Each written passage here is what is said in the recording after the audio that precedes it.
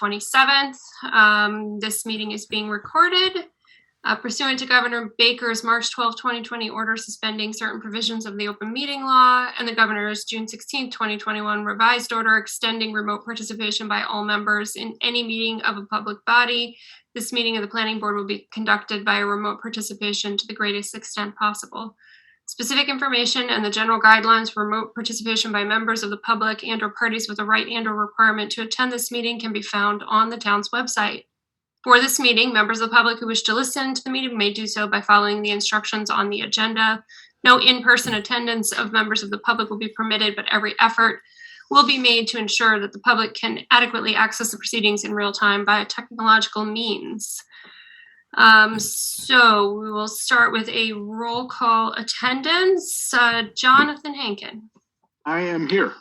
Pedro Pachano. Present. Jeremy Ega. Here. Malcolm Fick. I am here. Randy Nelson. I am here also. All right, we will jump into our agenda. Our agenda had a site visit scheduled at 4:30 for 173 Division Street. That matter was postponed until our February 10th meeting, so no site visit, and we will also be skipping over or setting aside item number 4 on our agenda, again, because that will be taken up at the February 10th meeting. So first thing is Form A's. I do not believe we have any Form A's, Chris. With no Form A's, we'll move on to the minutes of our January 11th, 2022 meeting. They were amended, so do we have a motion to approve as amended? So moved.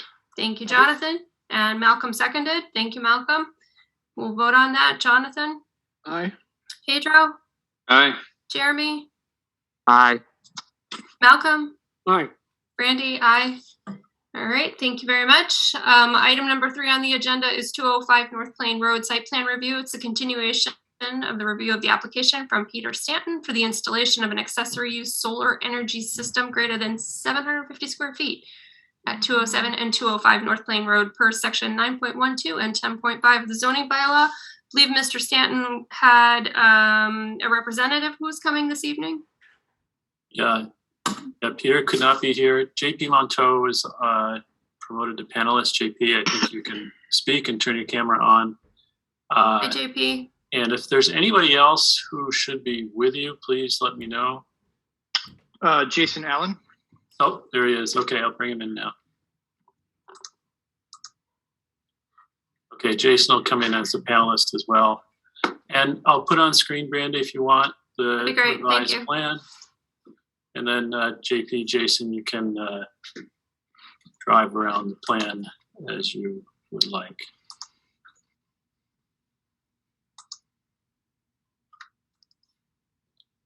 All right, so this is the revised site plan that was submitted.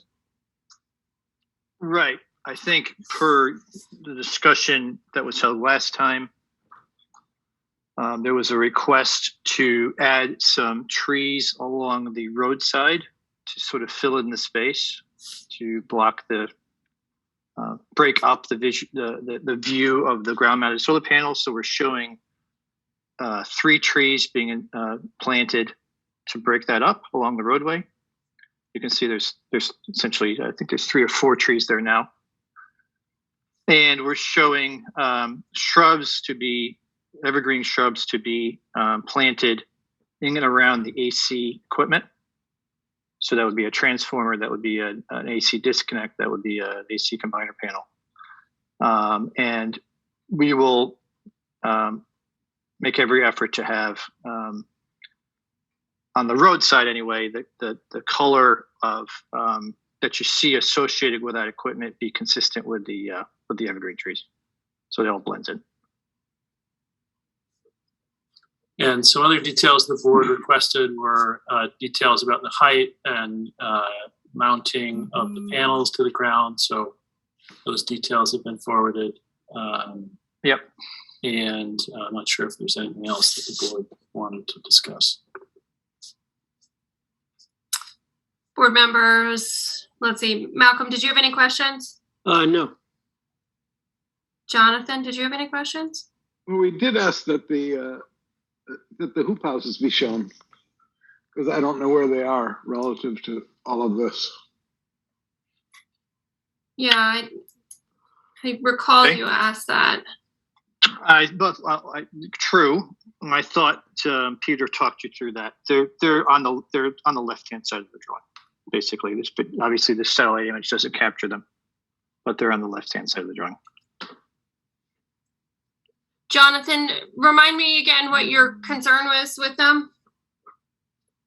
Well, one of the things that we talked about last time was the screening of the solar panels themselves. And to my eye, the hoop houses, if you're going to be offended by anything you see, the hoop houses are just as offensive as the solar panels, if not more so. So I just wanted to see all of that in conjunction. But I guess that the solar panels will largely block the view from the road of the hoop houses. That's true. That's correct. Mm-hmm.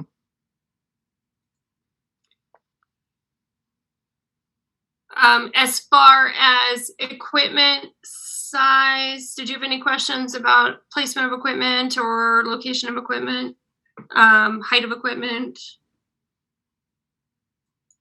Jonathan? You mean like the transformers? Yeah, or the inverter cabinets, or wait, you said you're using string inverters, JP? Is that okay? Yeah, we're using string inverters. They'll be mounted on the racking, Okay. so they won't be up on the road. It's unlikely you'll even see those, to be honest, from the road. Okay. Jeremy, did you have any questions? I do not. Pedro, do you have any questions? I do not. Okay. We're erecting one pole. Is that correct? I sent over the detail. Are you talking about the ground mount racking? No, I'm talking about. It looks like there's a power pole going in. Oh, I'm sorry. East, right? Yes. Yeah, well, it's kind of up to National Grid, but certainly that's what they should do. Yes. That's the intent. Okay, so you might point to it on the drawing because I'm not sure everyone sees it. There's a tiny little label for it. Yeah, there we go. So, JP, so I know it is somewhat dependent on National Grid, but did you tell us last time that there's only this one riser pole and then the line will connect over to the existing grid poles on the other side of the street, and there aren't any other intermediate poles with equipment on them? Often there's correct. A multi-pole. This is not like a big, solar farm where you see 3 or 4 poles and they have a recloser on the pole and all kinds of. It's nothing like that. It's just going to be one pole. You're going to come down to a transformer. Okay. Right. Okay. It's not big enough to require that. And then did you and Peter happen to discuss whether or not the equipment with the shrubs now will be fenced exclusively to keep the farm animals out? I know he was talking about having goats and sheep in that area. He's definitely going to have to put some form of fencing around the ground mounts. Yes. For the goats. That's correct. Okay, so we aren't showing that on the plan, but maybe we can just mention it in the approval. Sure. That the equipment would be fenced just so that the shrubs that are being planted aren't browsed. I see the trees that are being proposed are outside of the animal enclosure, so I don't think that should be problematic. He's also strongly considering keeping the goats out of that area too. Okay. He's not worried about the sheep. Where the panels are. So this area is self-contained with existing fencing. Gotcha. Okay. So there may be like an exclusion of that entire area. Right. Okay. So there'll be no farm animals under the solar arrays? I think they said no goats. No goats. The sheep are okay. The goats are a problem. Okay. Right. So we have an example here in town of sheep under an array over at Guido's, right, Jonathan? Yeah, aren't some of those goats? I think it's all sheep. Goats want to climb on the arrays. I think it's all Okay. shape. Okay. All right. Let's see. I honestly, Chris, can't remember if we ran through site plan review previously. I thought we did. I don't recall massive problems. You do have the minutes in front of you if you want to refer to that, but I think you should go through again and confirm your findings. Let me pull that up. Do you want me to stop the share so you can look at each other? That would be fine. Thank you. Just pulling up my copy of the code here. Also, you didn't identify the trees that you're planting, did you? Did I miss that? Oh, species wise? We did not.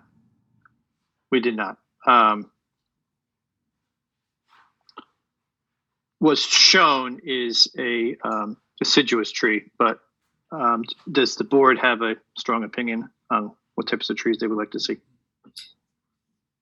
Typically, we just want to know what tree species is going to be installed, what size tree, like if it's a little teeny twig of a tree, it's going to take 15 years before it does anything as far as landscape. So if it's a, 1.5 inch or 2 inch caliper tree, and it's I think Pedro's been recommending white oaks, right, Pedro? Yes. They're not great for screening, obviously, but once they get to a certain height, but the white oak is a mighty tree, yes. Well, I think by the time they get to that height, the solar ground mount system will probably be gone. But yeah, I think you're probably right. I would just encourage the board to, take into account you don't want to require trees that are going to get too big or shade the solar, but enough to provide the screening that you're looking for. So I just would encourage you to go for general guidelines, native, non-invasive, or pollen area friendly, deciduous trees of X, Y, Z caliper, and go from there. That's my suggestion. Chris, doesn't the tree committee have a list of preferred trees? That is correct. Yeah. So if you go ahead, Jonathan. Also, it was unclear to me whether those trees are being planted in the right of way or are those being planted on the Stanton property. On the Stanton property. Okay. Along his fence.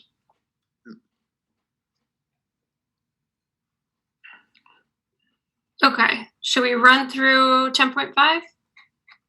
Sure. I thought I had it up. Sorry, hang on here 1 second. All right.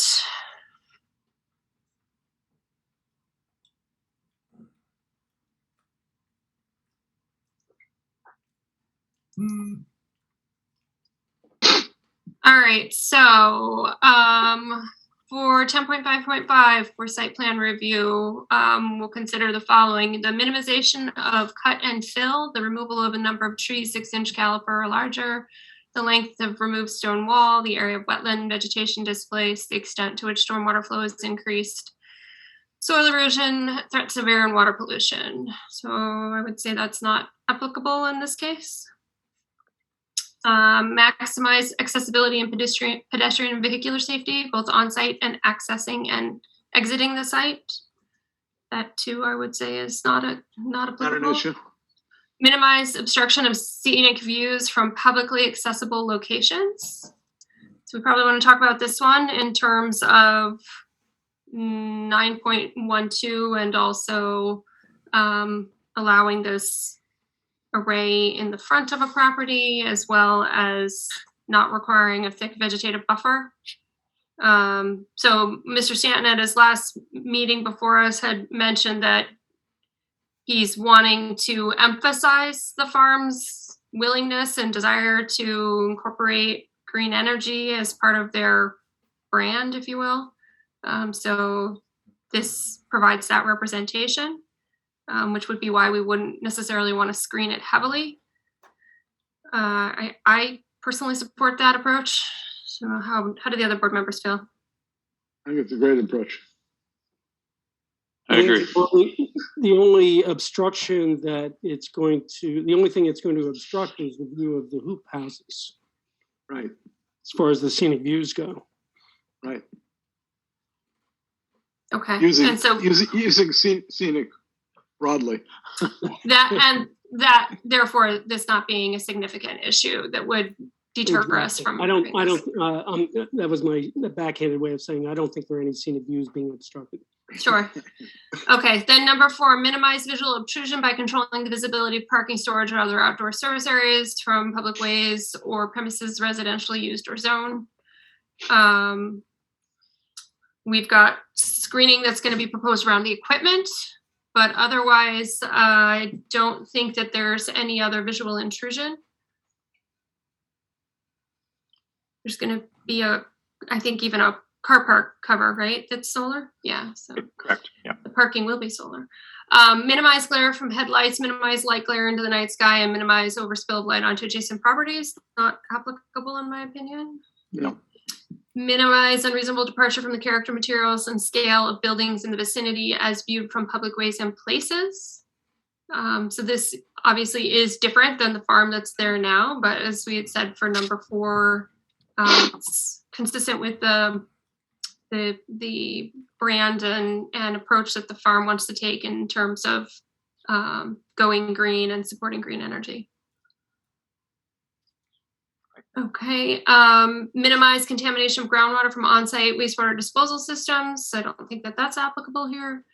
And ensure compliance with the provisions of the zoning bylaw, including parking and landscaping. So parking is clearly not applicable, and landscaping is being provided around the equipment, and the 3 trees are proposed to provide some breaking up of the street frontage.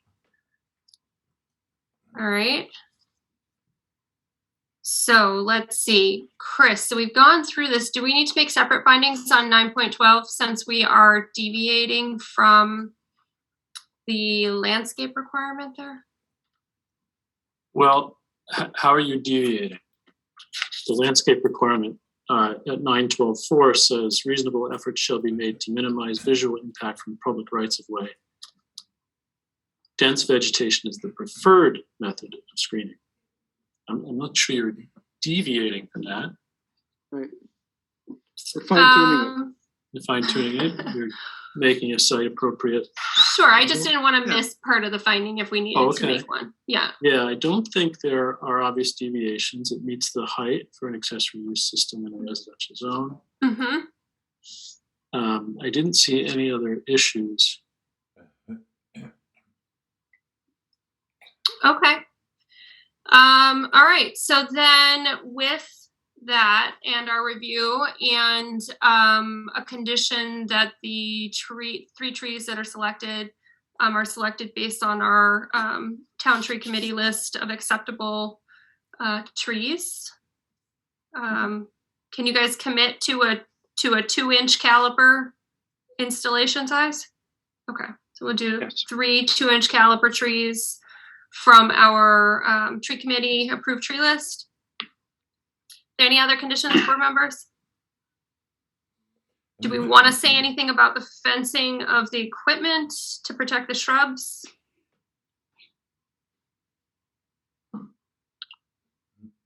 No? No. Okay, we'll let Mr. Stanton worry about whether animals are browsing those shrubs. Do we want to include anything about the equipment cabinets being a neutral color? They said they're painting them, what, green or something? Don't believe that was in the plan though. So there's certain code requirements, right? So, the disconnect, it's got to have a red handle, all those things, right? Yep. So they'll be pointed west, and they'll be mounted on a pedestal, and that pedestal will be painted in a color consistent with the evergreen trees. So the view from the road will be blended in, but there's certain things obviously we can't paint per code. Mm-hmm. Yeah, no, I think so. Your cabinets though you'll be able to pick the color of those cabinets. Sure, Yeah. Right. Mm-hmm. For certain elements though, obviously they won't be green, let's say. Sure. Okay. So board members, do you want to include that, or do you just want to let the applicant proceed with their assurance that it will be neutral color? I'm fine with that. Okay, so With what? then, pardon me? With what? Sorry. Jonathan is fine with letting the applicant select the cabinet color and not including it as the condition of the site Okay. plan. So it sounds like the only condition we have is the one pertaining to trees. So if that's the case, then we'll entertain a motion to approve the application with the condition that the 3 trees will be minimum 2-inch caliper and selected from the town's list of approved trees. And also the screening of the transformer. That's shown on the plans. Yeah. Okay, so Yeah. So moved. does anyone want to make? Okay, thank you, Pedro. Do we have a second? Second. Thank you, Malcolm. Jonathan, you're too slow. All right, any further discussion? Hearing none. Jonathan, what's your vote? Aye. Pedro, what's your vote? Aye. Jeremy, what's your vote? Aye. Malcolm, what's your vote? Aye. Brandy's vote is aye also. Did you get all of that, Kim? Okay, thank So, you. JP, Jason, just call your attention to 9.12.6, item 6. Operations and maintenance plan needs to be provided prior to issuance of a CO. Understood. Yep. Yeah. Understood. Thank you. All right, thanks, gentlemen. Appreciate you coming. Thank you so tonight. much. Thanks. Good night. Have a good night. Good All night. right. Thank you. Good night. So as I mentioned before, we'll pass over item 4. That'll be rescheduled for February 10th. Our next item then is item number 5, 82 Railroad Street site plan review. It's an application for site plan review from Jeremy Bromberg, Bridge City Collective, and OBCC LLC for a retail marijuana establishment in a B zone at 82 Railroad Street, filed in accordance with section 7.18 and 10.5 of the zoning bylaw. So, Jeremy, the applicant is here, as is architect Diego Gutierrez. And if there's anybody else on your team, Jeremy, who should be able to speak, please let me know. Thank you. I'm not expecting anyone. Chrissy, do you want Chrissy? Is she listening in? She is in. Oh, sure. I don't know if she'll participate, but she's probably mostly going to listen. Well, That's I'm going part to of say promote to panelist, and she can agree or disagree, and then you'll know. All right. And she's gonna disagree. I just got a text. Okay. Okay, All good. go ahead, Brandy. All right. Hi, Diego. Hi, Jeremy. Did you want Chris to show the plan on screen? Or do you want to just describe what you're doing? I mean, we've seen this site before for similar applications, so I think we're somewhat familiar with the property. Sure. Happy to describe it. Diego, do you want to go or do you want me to? Yeah, let me do a quick introduction. Formally, so we're submitting a application for a site plan review for this project. This is a project that, as you guys know, pointed out, has been previously approved both for site plan review as well as there was a building permit issued that, of course, has since been rescinded. A little bit of work had started on that on the property, but now since then the property has changed ownership. The business changed ownership, as noted, and so we're basically beginning from this point again with a site plan review. The plan itself has not been changed in any substantial way. There's a slight increase in the footprint, but it's over a pre-existing concrete platform that's already been there. So we're only adding like 300 square feet of building envelope. But otherwise, everything else has been basically on the exterior remained as previously designed and approved. Some minor, we moved the door in the front, but it's still basically an exit-only door. The main entrance to the business is still through that little courtyard with the protected gate, with the secure gate in the front.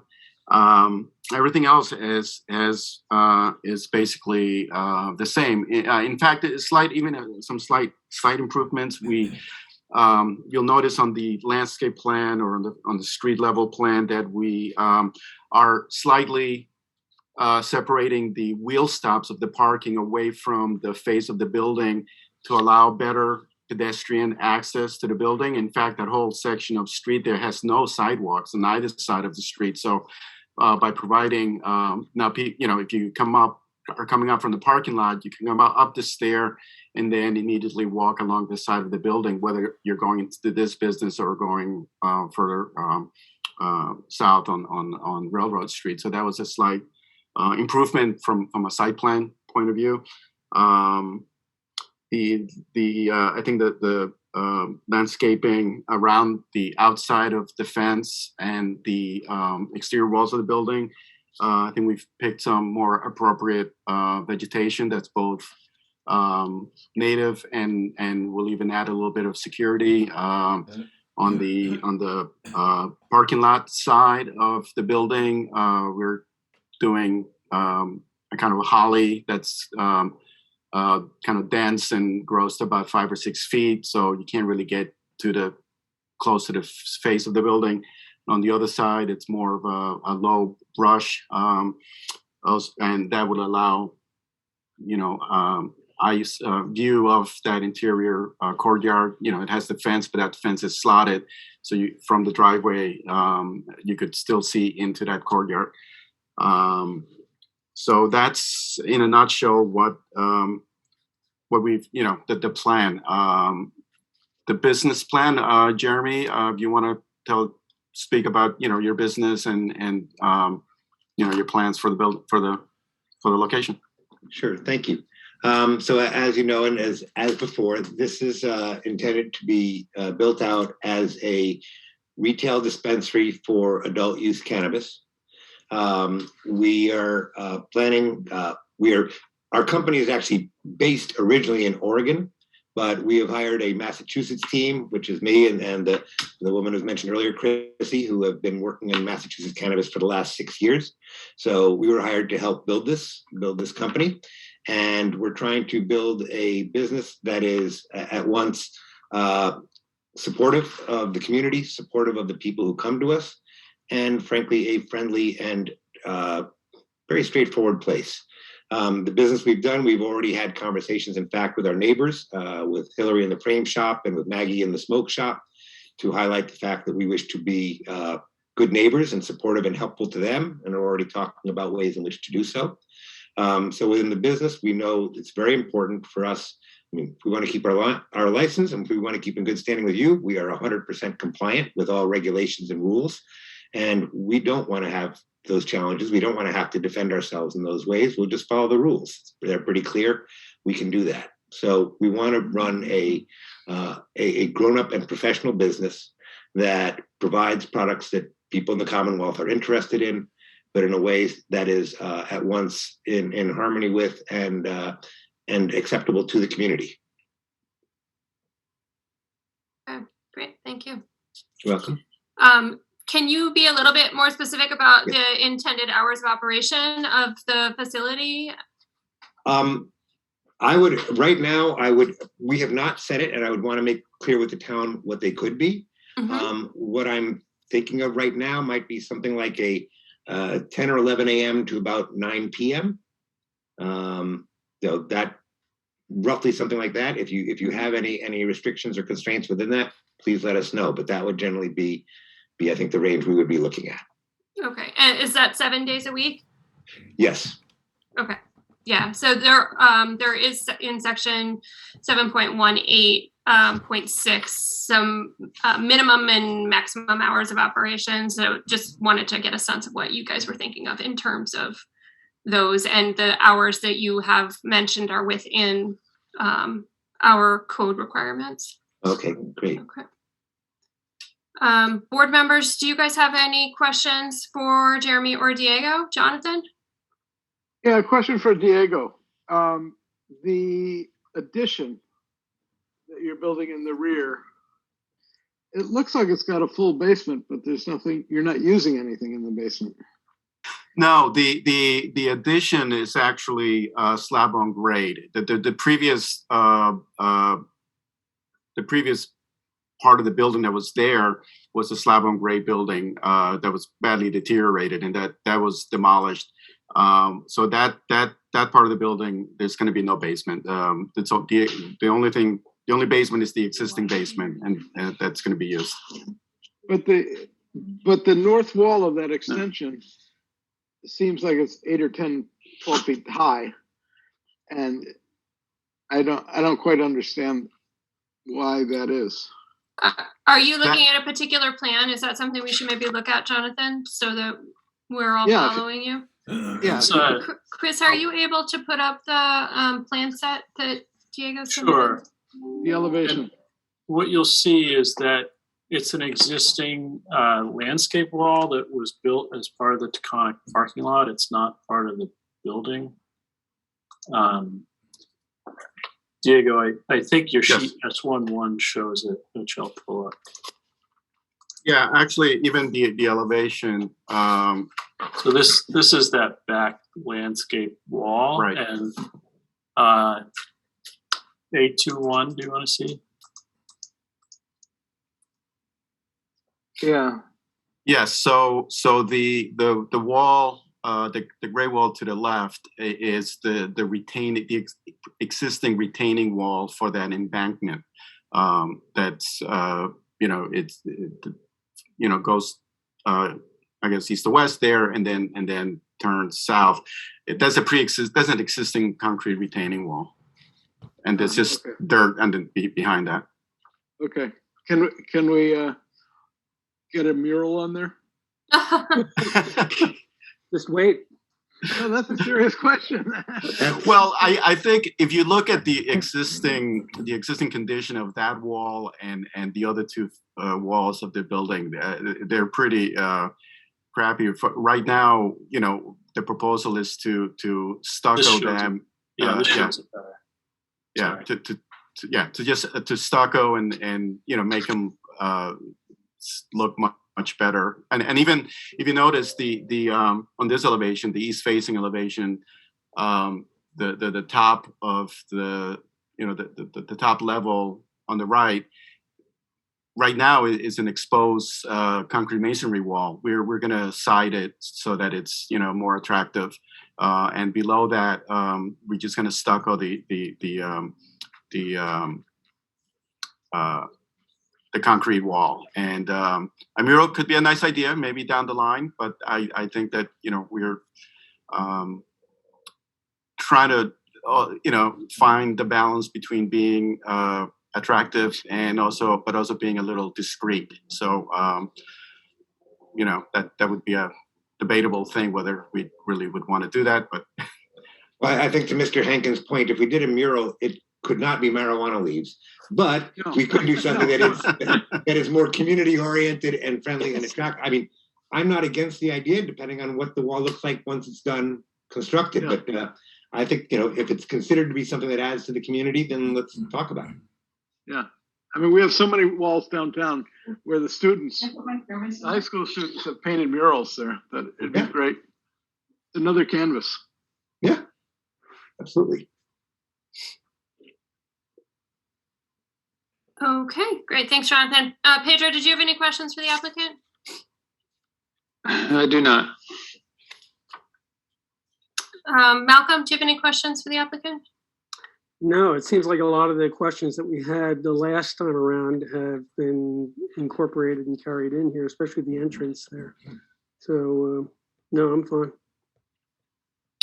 Okay, Jeremy, do you have any questions for the applicant? I do not. Okay, looking through our submittal requirements for 7.18.7, the evidence of site control, Mr. Bromberg, have you purchased this property? Do you own this, or are you? We are presently leasing it. We will own it, where the pending step is the Cannabis Control Commission approving the change of control. So all paperwork, leases and everything, we actually control the building now. Our percentage ownership of the license is within state regulations, so it's smaller.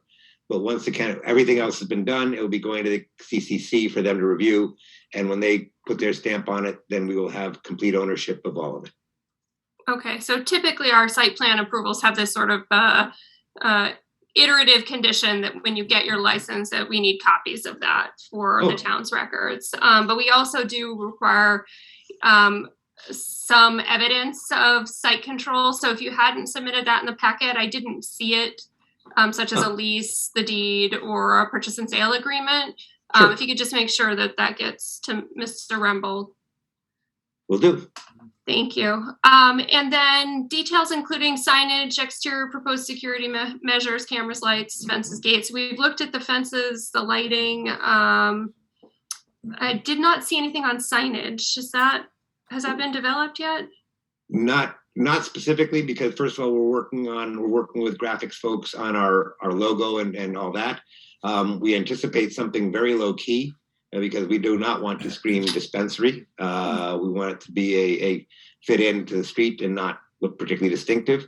So there would be something saying, OBCC or whatever in front, but that's it. And also with you and also with the state, there are very strict requirements on anything we can put outside the building. Right. So we would absolutely be within those requirements. The other thing is the cameras. I didn't see that you had a security plan. I know you have to provide that to the state, but typically that's part of this packet also. So do you have that?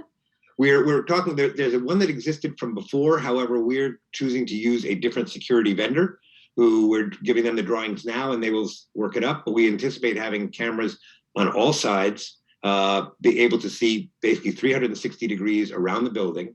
That should also be helpful to the security in the area. We will have lighting put up that is, the cameras actually don't need much lighting, but for security purposes, and we would have their lights that we're using elsewhere, I don't recall exactly what they're called, that really have a very narrow band, so it's not projecting out all over the place, but it's really highlighting the side of the building or the area that you want to see. So we already know about those and we'll have those in place as well. But yes, we have to have complete security all around the building, both for you and for the state. And we are in conversation to do so. And so I did see that you submitted the cut sheet for the camera. I just didn't see where those cameras are being located. And maybe I missed it. Chris, did you see them? It's not shown on the drawings, and I can't recall if it's our purview to actually weigh in on where the cameras are. I guess it's under your purview if they're going to be an exterior, something that's seen or, from the street that's an issue. But at the end of the day, the state and the local police force will weigh in on where the cameras are and how many there have to be. So I'm not sure how far you can go with that, nor am I sure how much they can disclose to you. That's what I was going to point out is we actually, when you asked, I realized a second later, when you asked for the security plan, we would not be able to give it to you. We could maybe stand at a table one time and point, but that's about it. But there will be cameras that are on each side of the building to make sure that, so we have complete coverage. Sure. No, I understand. I do think we have seen previously, even for this building, a plan that just showed similar to where the lights are going, where the cameras are also located. So that's fine. We don't need to know the details of your security apparatus, and we do understand that the state is going to review that closely. For the lighting details, Diego, can you tell me, are those dark sky compliant fixtures? Yes. It doesn't say that on the cut sheet that you provided, so that's why I'm asking the question. They do look like they're downlights. Can you let me know if you can do a color temperature of 3000 Kelvin or less on those lights? Sure. I will look at the specs, and right now my cut sheet is very, very tiny print. But this was what we specified the last time, and 700 watts it says. But I can. I think we would keep them. We don't need super bright lighting, so I think we keep under 3000 K. 3000 Kelvin is just the color. It's a warmer color than the bright blue that you see with the LEDs sometimes. So although it's not codified, we've been asking our applicants to try and go with 3000. It's generally readily available in a commercial lighting fixture. So I wouldn't. That's what we would do, yeah. Okay. So it would be at 3,000 maximum. That's fine. Kelvin. Okay, you know. great, thank you. Other than that, I don't think there are any other submittal requirements under 7.8.7. Chris, was there anything else there on your end? No, and then I had a question on your landscaping plan. What sheet is that? 1.2. Sheet 1.2 on the south side.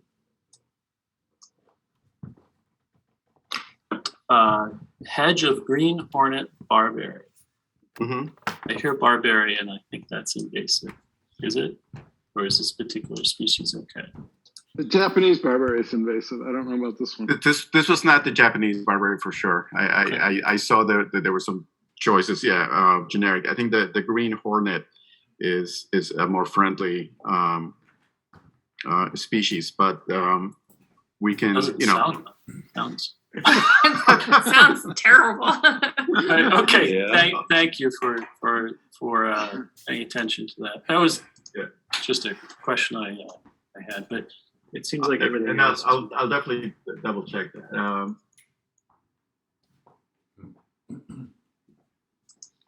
I think the intent, it looks like, is to create a landscape buffer that's unfriendly to people, like interacting with the fence. Is that right? That's right? exactly the point. Yeah, and along that line, to also keep it low, it's not a.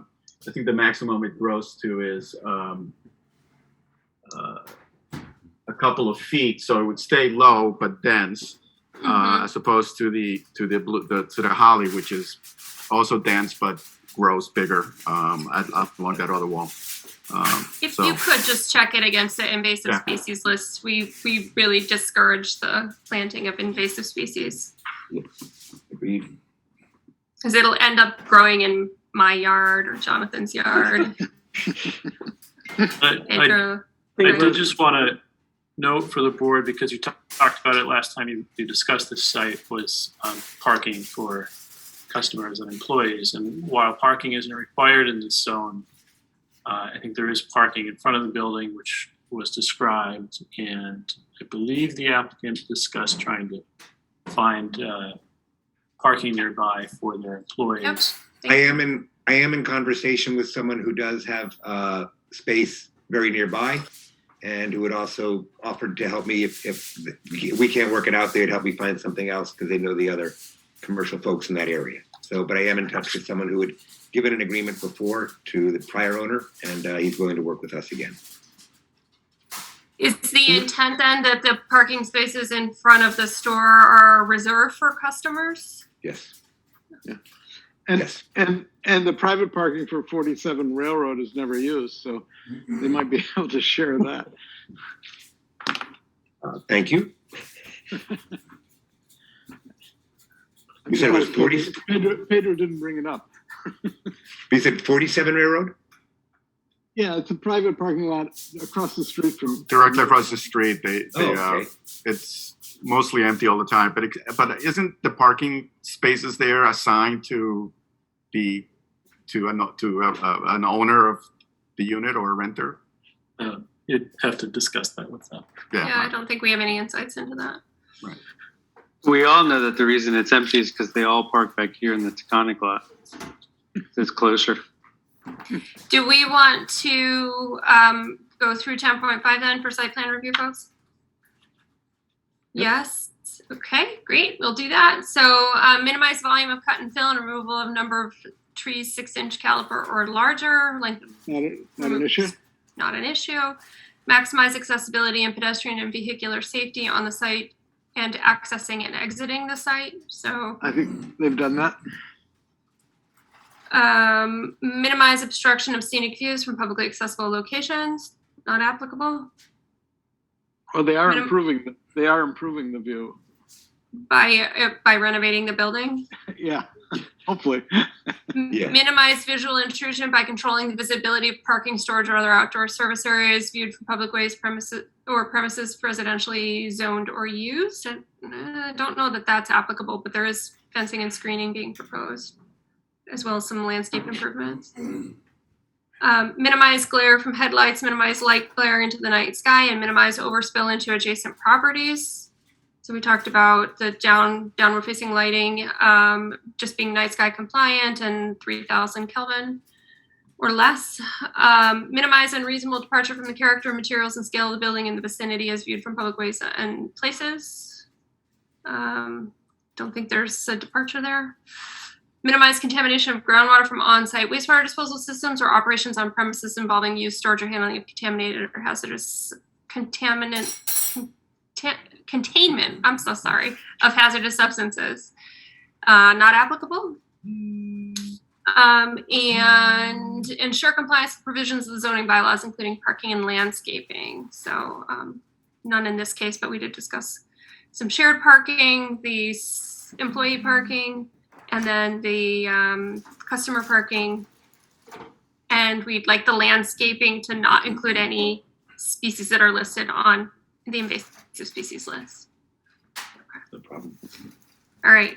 That being the case, board members, do we have a motion to approve the site plan with our standard condition for this, that the operating license be provided to the town upon receipt from the CCC? So moved. Thank you, Jonathan. Do we have a second? A second. Malcolm seconds. Thank you. Any further discussion, board members? Should we include conditions for the lighting and the invasives? I'm fine with that. Do you want to amend your motion, Jonathan? I'll let someone else amend it. But Brandy, wasn't it part of your introduction of the motion? I think you covered it. Yeah. It wasn't. I think you should be specific as well. Oh, it was. Yeah, it was part of your review of review of 10.5. Yeah. Right. I think it should be part of the approval.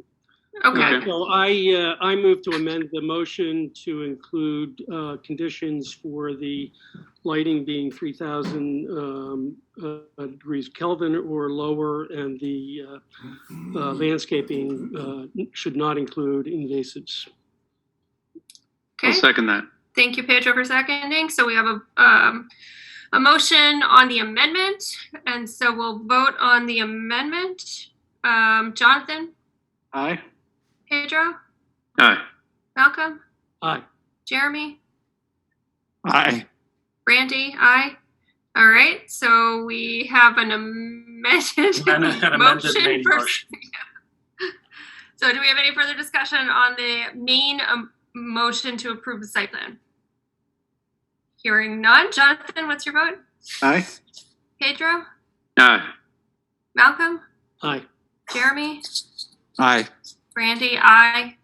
All right. Thank you very much. Good luck to you. Thank you all. Yep. Thank you. Thank you very much for your consideration. Have a good evening. You too. All right. Moving on to our next topic, item number 6, zoning and town code amendments. We have a handful of things to review, one being the Stockbridge Road incentive zoning discussion. Chris had sent out some materials to us. Has everyone had a chance to look at them? Yes. It'd be handy to have them on screen. I think Mr. Rembold would be willing to do that for us. Sure, and Ken Walto, our Berkshire Regional Planning Commission Ken, consultant, thank here you. with us. Hi, Ken. Oh, Ken, you're muted. Hi. You got to unmute yourself, Mr. Walto. Okay, I'm unmuted. There you go. Now we No can hear you. Hopefully not. Thanks, Ken. So I will put these on screen for you. I would like to emphasize that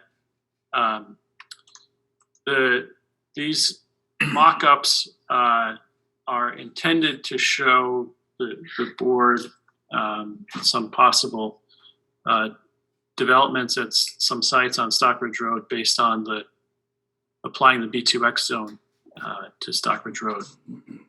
These are illustrative only. They're not intended, nor should they be taken to show any specific development plan for any of these sites. None of these have been discussed or vetted with the site owners or possible developers. So These are just for our illustration only. And I'm just trying to find the packet.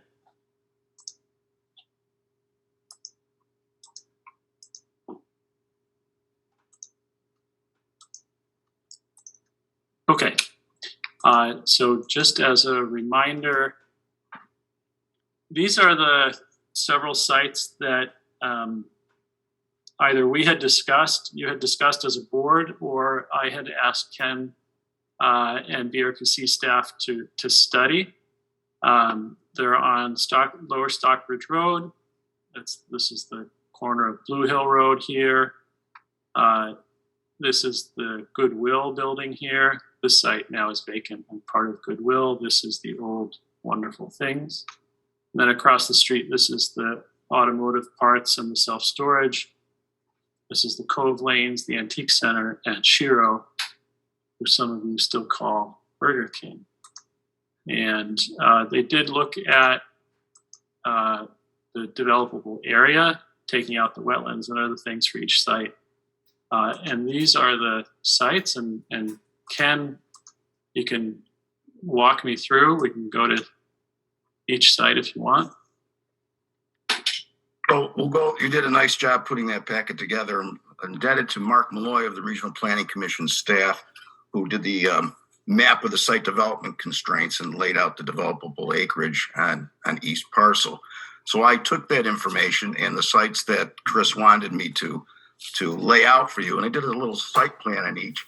And remember, the idea behind this is to create an incentive for affordable housing by tweaking the B2X zone. And it would require one affordable housing unit for each 10 units. One of the incentives would be that it would go through site plan review rather than a special permitting process. And the other incentive would be that the developer could go to 4 and 5 stories, depending on the size of the parcel, rather than 3 stories. So on 109, 105, 107 Stockbridge Road, Chris actually asked me to do that as a set and to do just I think it's 109, which is the bowling alley. Yeah. That was a rather large parcel. So if you'll move to the next one, I can show you what we have here. Can you blow it up? I can't see it. Can you see that? There, that's better. Okay, so my objective in doing a site plan was to try to be as realistic as I could and to maximize the amount of affordable housing on each site by maximizing the housing units that could be built. And I showed 2 scenarios, one with mixed use development and one with strictly housing. So when we combine all those parcels, and on this one, I left off the undevelopable area. The first thing you'll notice if you look back at the original mapping was that there's a lot of undevelopable area on the west side of the road. You can see all of that. The gray area is the developable portion.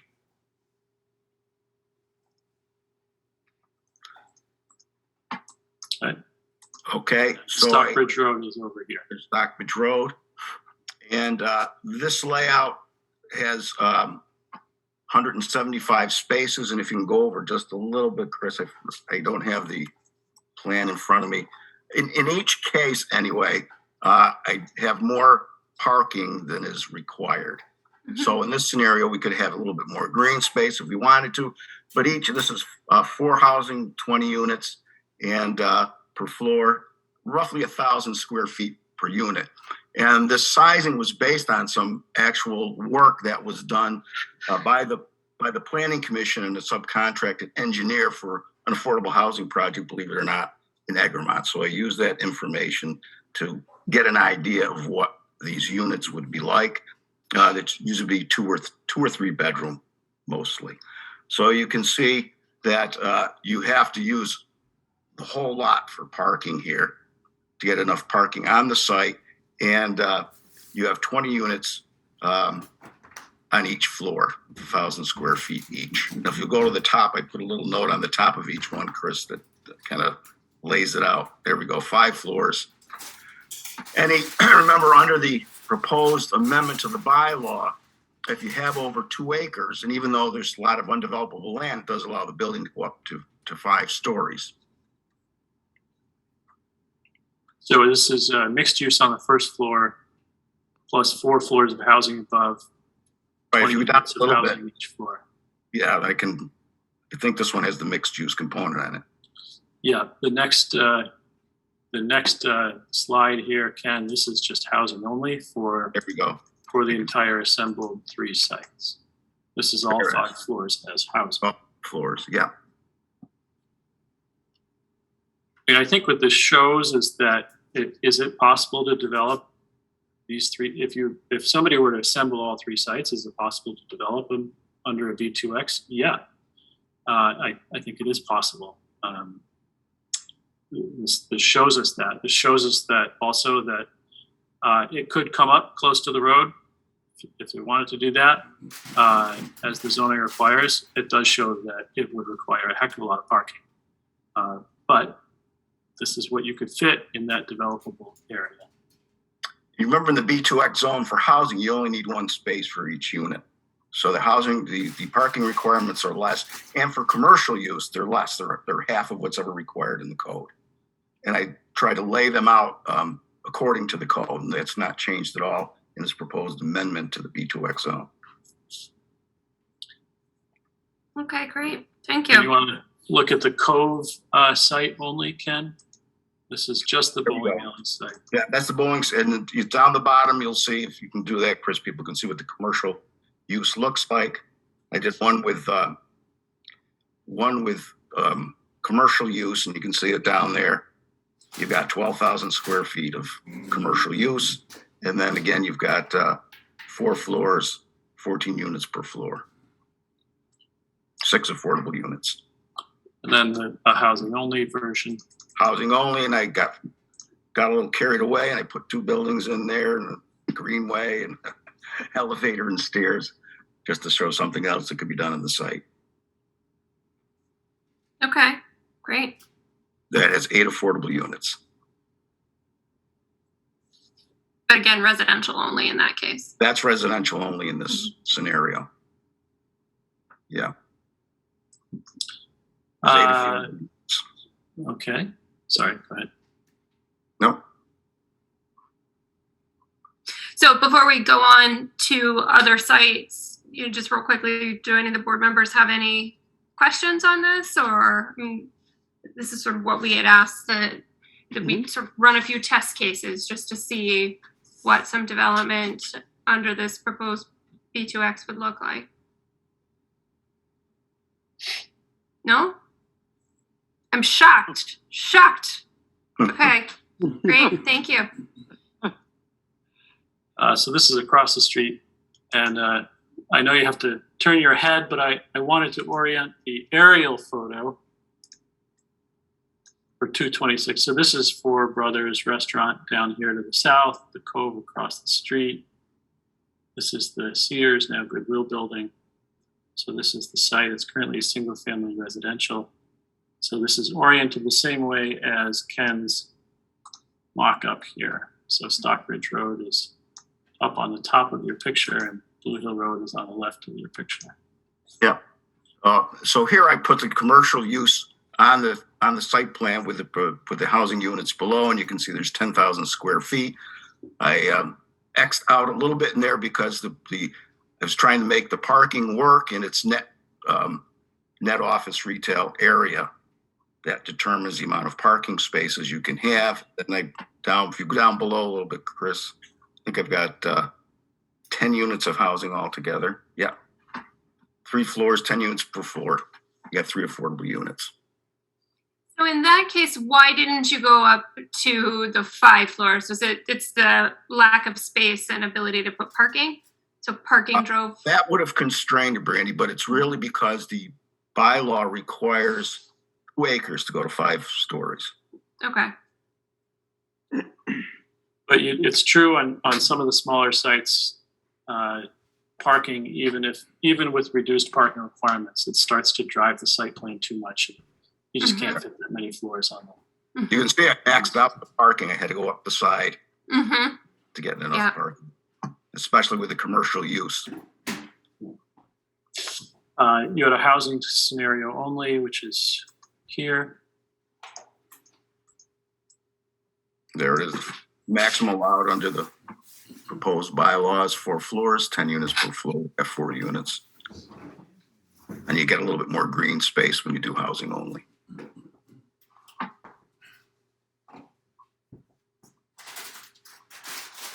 I should have said this in the beginning. We are neither engineers nor architects, but we hope this is illustrative of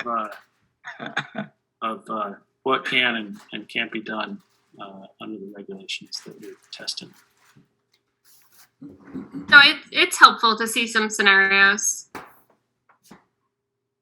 Definitely very helpful. All right, Yeah, that's a pretty good site for multi-unit housing because it's a good size and there's just a house there now. Yeah. Mm-hmm. It's kind of undeveloped vis-a-vis your goals for that corridor. Right. The next site is okay. We're just going up in number here, so sorry. We're skipping across the road again. This is existing gas station Sunoco. This is the auto parts store and the self-storage behind. And this is all undevelopable area back, floodplain and wetlands. So Ken, show us. Yeah, here's the scenario I drew. I actually put in the undevelopable land and I did 2 scenarios. One where the existing commercial use stays and we only have housing towards the back of the site. 60 housing units, 5 floors because it's a more than 2 acre site. And you get 6 affordable units because you have 60 units of housing. And the second scenario, if you'd like to go to that, Chris, puts housing in both places. Mm-hmm. So we have 110 total units and 110 spaces are required, and I've drawn them out there.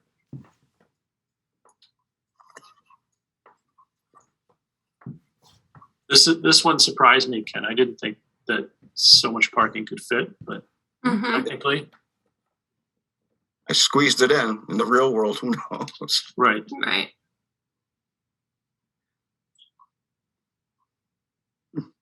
And these just as the board is looking at these, 5 stories, it's obviously quite a big building with not much of a side setback here.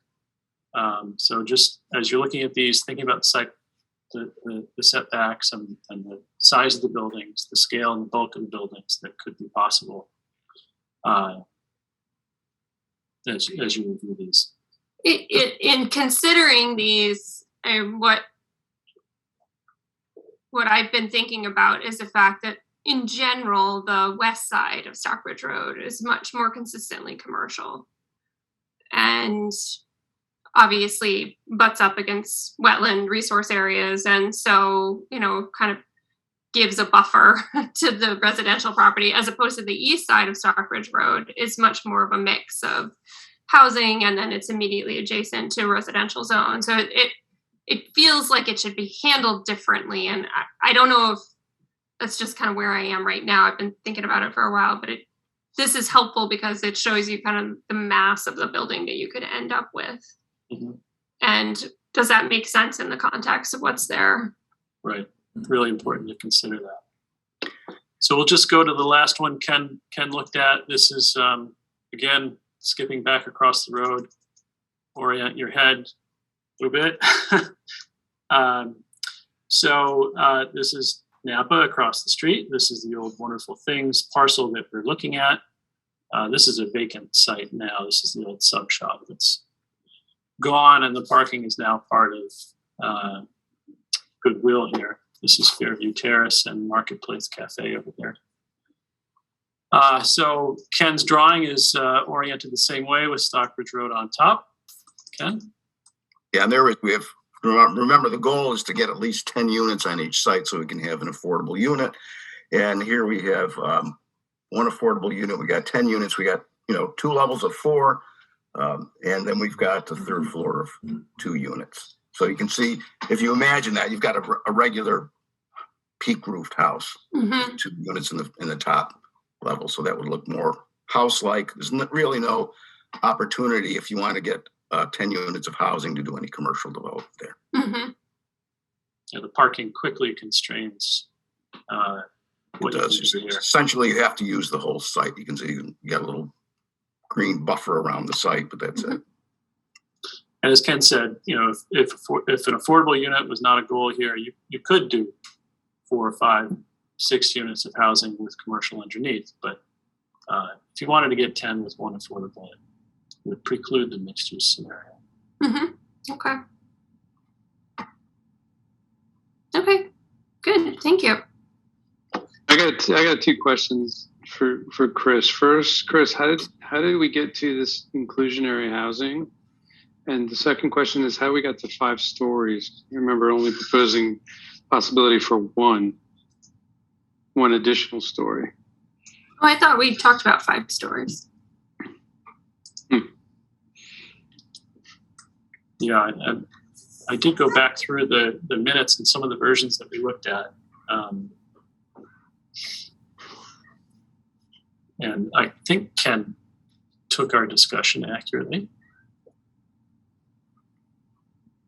All right, it's an example of what can be done. So, yeah, you know, one of the, if you don't mind my Madam Chairwoman addressing the board a little further, one of the things I did this afternoon was a thought experiment, not really a financial analysis, but I want to see how realistic is this. You know, it's really incentive.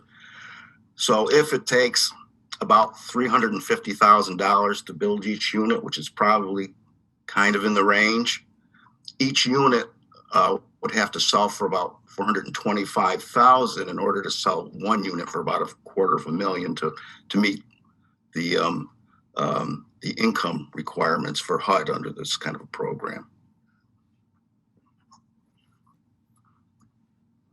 So because the developer is not going to take a haircut on the project. The developer is going to use the sale of the other units to subsidize the affordable unit, and that ends up being kind of the financial analysis.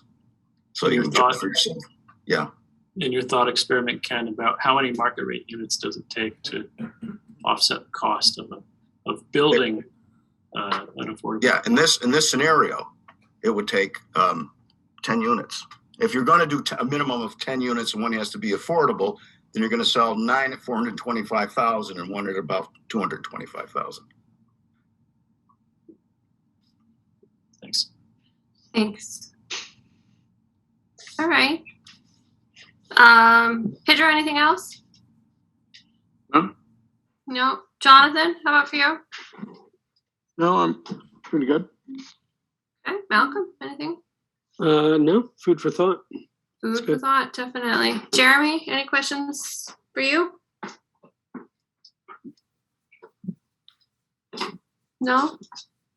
Jeremy, you're muted. I'm going to assume no. Sorry. Yeah. No questions. I mean, I do have some comments, but when we take this up later. Okay. Sounds good. Ken, thank you very much. You're welcome. I enjoyed working with you on this project, all of you. Thank you. Yeah. Thanks, Thank you. Ken. Okay. Bye. Well, how would the board like to move this forward? Or what is the next discussion point, do you think? Any thoughts, or should we just put it on a future agenda and consider then? I think we probably need to pull out the language again and refresh our memories just in light of Pedro's comments on 5 stories, because I thought we did say 5 stories, Pedro, because I was kind of concerned about how that's going to lay out, particularly on the east side, and that we were going to provide enough buffer to residential properties. And review it and see if there's any modifications we want to make. I think aren't we talking about 2 separate possibilities here? One is the extension of the B2X. The other is the zone that Pedro was proposing. We did have 2 up for discussion. It seemed like the B2X was getting more favor when we talked. It seems like it would be the easier I shouldn't say easier, the more straightforward implementation. Yeah, I mean, from my point of view, I mean, the B2X is great. I think it would be great to carry it through. I mean, from what we've discussed so far, there's two things that that were not in this analysis, and that was the inclusion of a similar incentive for providing daycare facilities and senior housing. Mm-hmm. Right. The inclusionary part, I think, is up for us, up for debate. The intention was to incentivize more housing by allowing a developer to build more if you build a couple of affordable housing units, not to force him to build one if he builds 10 or more. So that's another discussion. But overall, I think from a development point of view, we could see that Stockbridge Road is probably the next great place for the town to develop and to develop this type of housing. It's in desperate need over there, I think, to transform that stretch of land from more of this suburban sort of car-oriented culture to something more like a neighborhood. Not to say that Malcolm doesn't live in a neighborhood, but I think you guys know what I mean. I think you know what I mean. I think what these test cases show us more conclusively is that the commercial aspect does drive a lot more parking. And I was waiting for you, Pedro, to say something about the parking and minimum parking requirements. Personally, I think it makes more sense to encourage mixed use development there, not exclusively residential development. I think it fits the character, it fits the development pattern. So I think we might want to look at, is there an opportunity for there to be some shared parking for a mixed use development so that we're not maybe adding additional parking to cover commercial use when, the use of that parking would be primarily residential overnight, but could be commercial during the day, so that we aren't creating too much parking in that space. I think that's the one thing that really jumped out at me looking at the difference between the residential concepts and the mixed use concepts. Randy, do you want to take any public comments? Oh, sure. I see there's a hand raised. Mr. Valencia? Good evening, board. Do you hear me, or am I? We can hear you. You're audible. Yes, I'm 84 North Plain Road, Mm-hmm. and thank you for giving me this time to speak. I just want to make a couple of points. The first point was regarding the dispensaries in Great Barrington. I know we have quite a few, and tonight we've approved another one, and I was just wondering at what point are we saturated with the dispensaries in the area and we shouldn't have any more. As specifically to the establishment that was allowed this evening, my concern is the traffic and the parking situation. As we all know, on Railroad, it's already tight with people coming back to the area, which is fantastic. Businesses reopening and new ones coming on board. And you can see during peak hours that you can't find a parking spot in the area and you have to walk pretty far. And as we've seen with the other dispensaries in the area, traffic has been an issue. Well, with Theory Wellness, cars speeding out of the parking lot, abruptly stopping, parking across the street, people crossing over.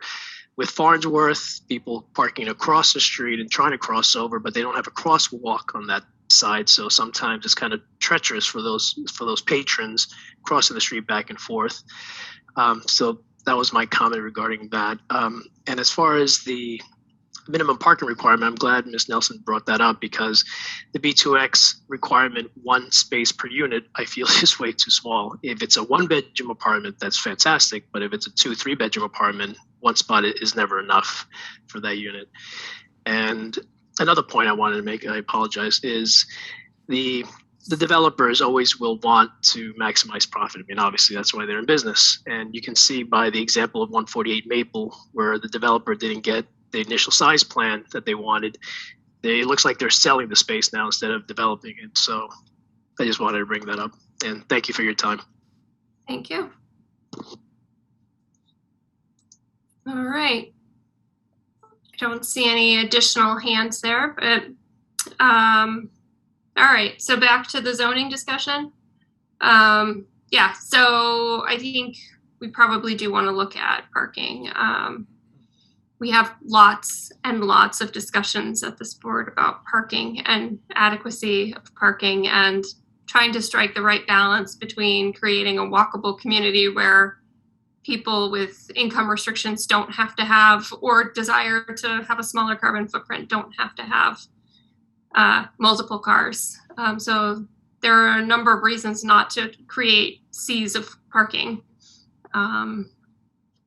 But I think that's something that we may want to consider in the B2X. I think, Chris, though, to your question earlier about where do we go from here, I think we do want to stick with the B2X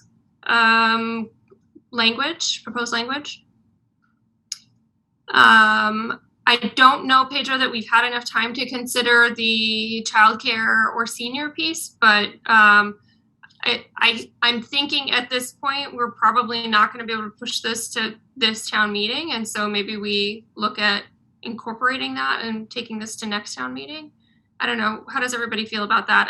I had previously been eager to try and get the B2X onto the town meeting warrant for this year. But do we want to take time to refine it, or do we want to put something forward that we think will create some opportunity in the short term and then seek to modify it in a year or two? I would say put it on the agenda, put it on the warrant. Okay. Anybody else have an opinion? I don't know that we can come to agreement, but if we can, but we have to do it tonight, don't we? I think tomorrow or next meeting would be the last opportunity, right, Chris? Yeah, I think. Chris is like, oof, create work for me. What else are we doing, right? Nothing. We are down to really just small zoning items, right? We've got what we call housekeeping items. What else am I doing? I should have said. Oh, sorry, Chris. Yes. It's if the board wants to move forward, I'll try to assist. Let me just look at the schedules. I think you did. I'll just say this. I mean, as it is now, I'm not crazy about creating another inclusionary zoning piece in our bylaw. So if it's going to include that, I would prefer to wait and really think it through and include the senior housing and the childcare incentive and really make it an incentive. That was the whole point of it. It really is to make it sort of an incentive zone. So, I mean, that's my take on that. I'll talk to Ken again about that, Pedro, to clarify. I'm not sure if he was looking at it as a requirement, but I think he was, right? The discussion was if you include housing of certain amount, you can, affordable housing of certain percentage, you can go up a story, right? Yeah. So I think that's why he was assuming, okay, 4 stories, you've got to have 1, for example, out of the 10. I'll confirm with him how he did those calculations, and I think the thing there is that it might, one of the things that happens with inclusionary zoning is that sometimes it'll have an effect on the variety of units that are created. Right. So yeah, anyway, I think you guys can think through it. When you say variety, do you mean the quality of the unit or the size of the unit as compared to other units, or? I mean that a developer, instead of having to include an affordable unit, would just build bigger units. That'll be more expensive. So I have seen some similar requirements where the affordable unit must be of the same size and quality as the other units. I mean, that goes back to Ken's, if they all have to be even, his back of the envelope calculation is a 10-to-1 ratio on an affordable unit versus a market rate unit. Well, that's 40B too. That requires that, I think. Mm-hmm. So it wouldn't be out of line for us to include that. But I agree with Pedro that I'd much prefer to see affordable housing as an incentive as opposed to allowing to build additional units than to require it. How do you guys see that playing out, though, as an incentive? If you could build another floor, Mhm. and you could build another 8 units or something, and at the price of losing your profit on one, what's wrong with that? Why wouldn't you do it? Yeah. And the more you build, the cheaper it gets. In other words, if you have, for example, like a small lot, like the last lot we looked at, you wouldn't be forcing the guy to have to build 10 little tiny units to then get an extra floor that he can build, 8 more tiny little units.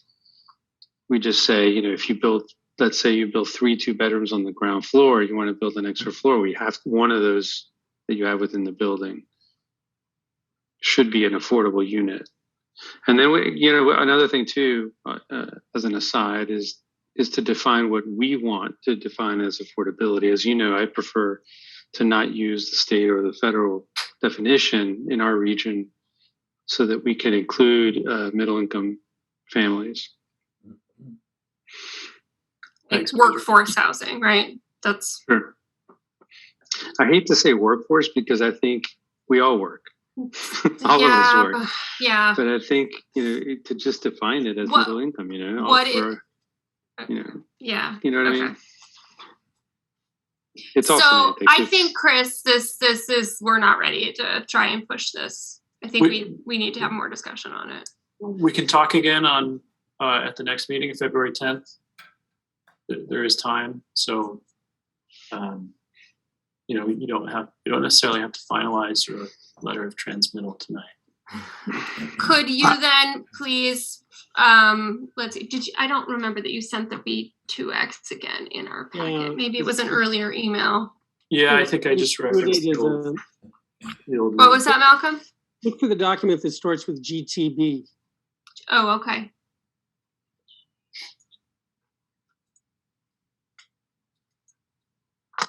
I'll have to go look at that. Go ahead, Jeremy. So I've definitely been brought over by Pedro. I don't think inclusionary housing is a good idea either. And I think everyone knows my opinions on affordable housing. So I really want to see it, but I think the incentive ideas are really interesting. That what Pedro's put forward. So I'd definitely be interested in trying to get this to town meeting if we can include some of those things in this. Okay, so we all need to look at the B2X and be ready to put a final bow on it, or set it aside until next year at our next meeting. So can we all, if we've got comments, can we send them to Chris? Chris, is that all right? Can we send them to you? You can, but I might not be able to redline anything. What, Chris? Just to be clear, did you send a revised B2X to us? No. No, just what Ken. I think Ken provided us with his proposed revised B2X at our last October meeting. Sorry, Malcolm. That was Ken's. I believe so. Yeah.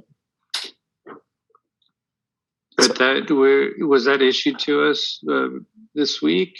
No, I don't. No, it was back from the October, so I can resend. So I'll have it in my files. Can you resend that, Chris? Sure. Yeah, everything just gets so. Yeah, of course. Lost in my. I do have a question, just about the numbers the per unit cost numbers for the market rate ones. In these, like, is that really the market? Meaning, for these types of for this type of like multifamily housing or buildings will these really sell in the area? At least I know the current demand is sort of crazy. But I don't know, like, to get like your ideas on this, Jonathan. Just because at the rate or the speed in which the units above the co-op sold or didn't sell, thus preventing the development of the second building from happening. I'll jump in there, to a certain extent. If the cost to build a single unit is, $200,000 or $300,000. Yeah. A developer needs to make a rate of return on that. So No.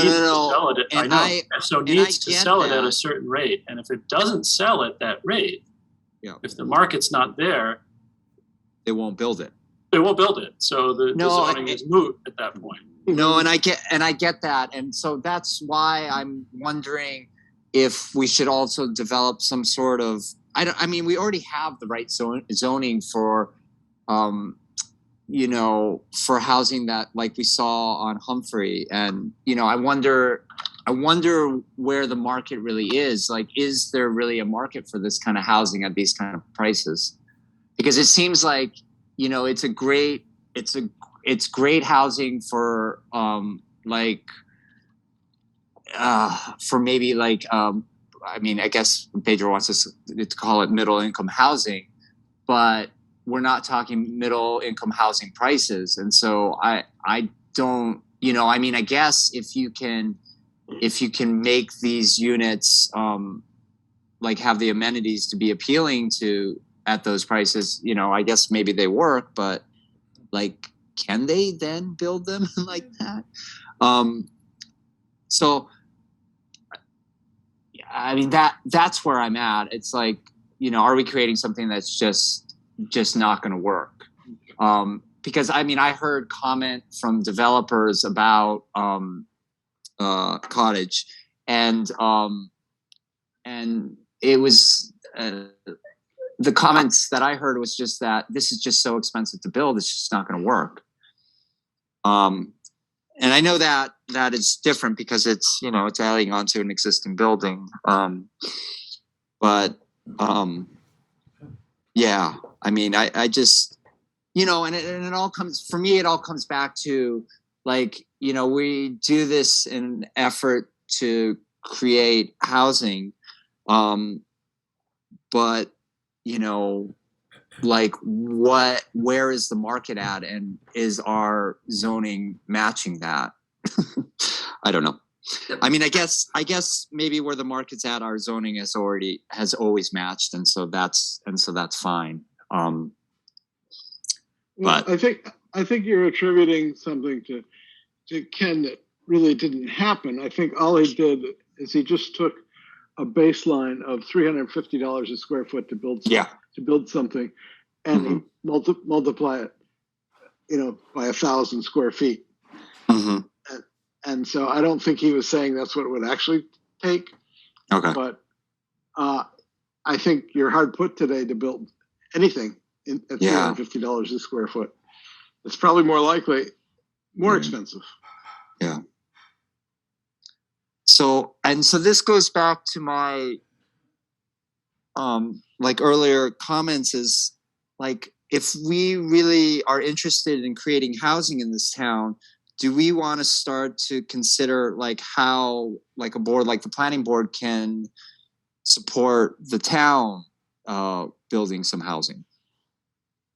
Yeah, I think that is a topic that isn't something that's going to necessarily be in our purview. It's like an idea that we want to have either through the select board, planning board, subcommittee meetings, where they're coming up, where they're a crucible for ideas on how housing can be improved. I think we have to go back to the record the board and the town has already as far as making tools available. All this would be another tool, Jeremy. It's not gonna... and I think, and I think creating tools, I think it's very valuable, because obviously, like, some housing in town does get created because of the tools. I mean, we've seen that like recently. But I'm just wondering, is like, can we as a board and then with the housing subcommittee with the select board have more support to town entities like the trust, and so that they can be more effective in what they're trying to do. Yeah, I don't know. I think this gets to the next item on our zoning discussion that Pedro wanted to bring up, as to whether or not we can suspend certain provisions pertaining to the local land use approvals, which, generally come under this board's purview, to create an environment that's more favorable to development as an incentive potentially. I think we're limited in what we can do just by the nature of what our board's charge is. Mm-hmm. Okay. If you have some ideas, Jeremy, just you can throw them my way, and either come to one of our subcommittee meetings, or I'm happy to represent your ideas to the committee. Okay. What I'd like to do for the board, and we can discuss this later, Brandy, you're sort of preempting item 7, but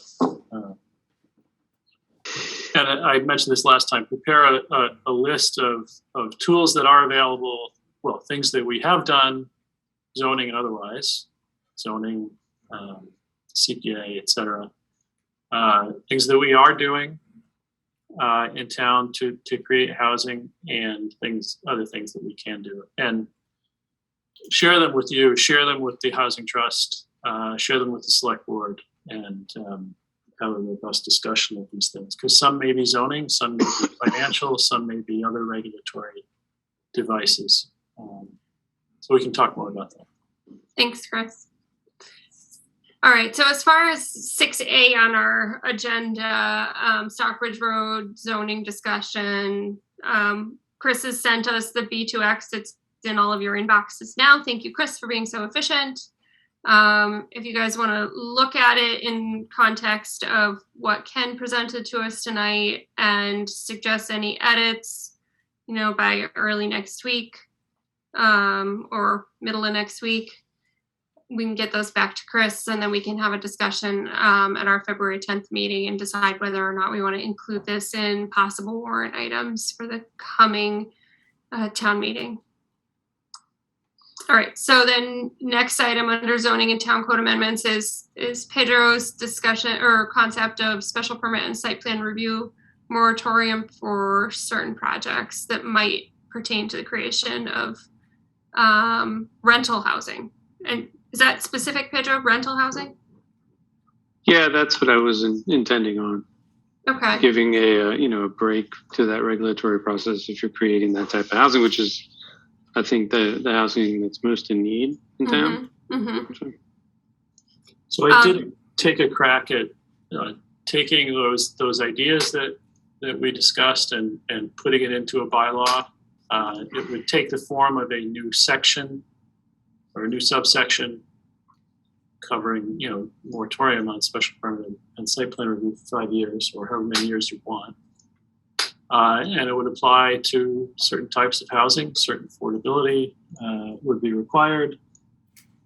It wouldn't apply to certain sections. If you need a floodplain special permit or a water quality special permit, you still have to get those.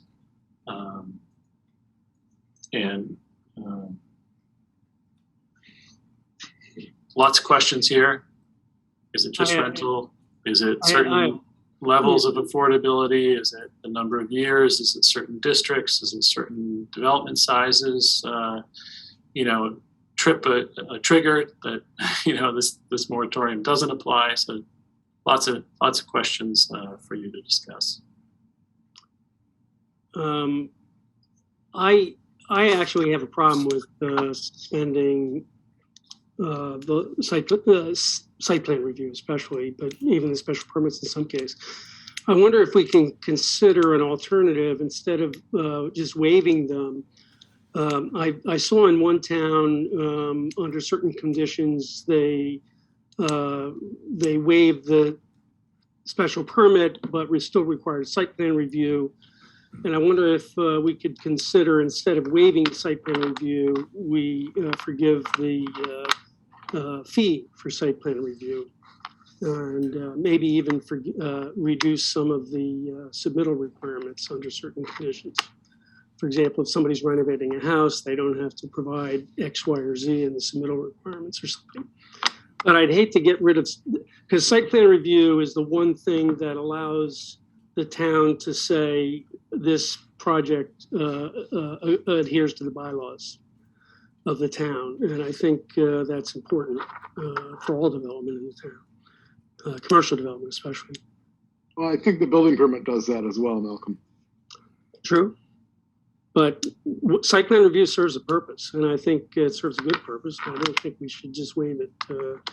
I think we might be able to make it less onerous if it is onerous, but I'd have to be convinced to on a case by case basis to waive it. I think. I think Pedro and I spoke about this briefly, so Pedro, jump in if need be. And let me just start by saying, Malcolm, I agree with you. I have some reservations about suspending site plan review for housing for just the reasons that you mentioned. But I believe that the intention here is to consider this moratorium in terms of giving some relief to the developers of this type of housing from the legal challenges that can come in land court to these approvals. Well, that might be that would be answered by then allowing under certain circumstances just have a site plan review without a special permit. But isn't site plan review? Yeah, it's appealable, as we saw on Mahawi Street. Yeah, I mean, this is a response, right, to in part to Mahawi Street.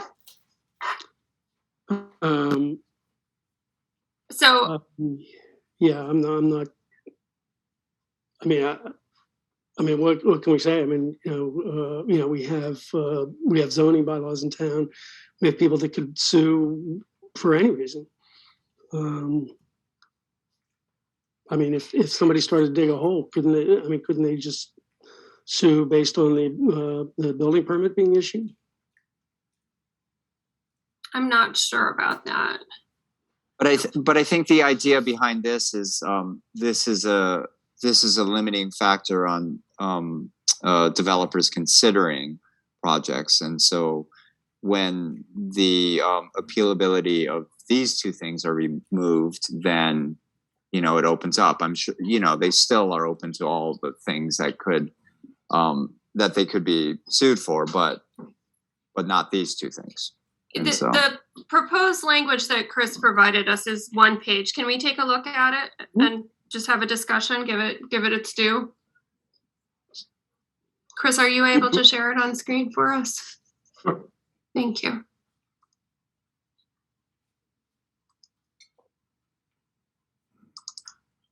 While he's doing that, if I can just add some more semantics to our conversation tonight, that Brandy expressed that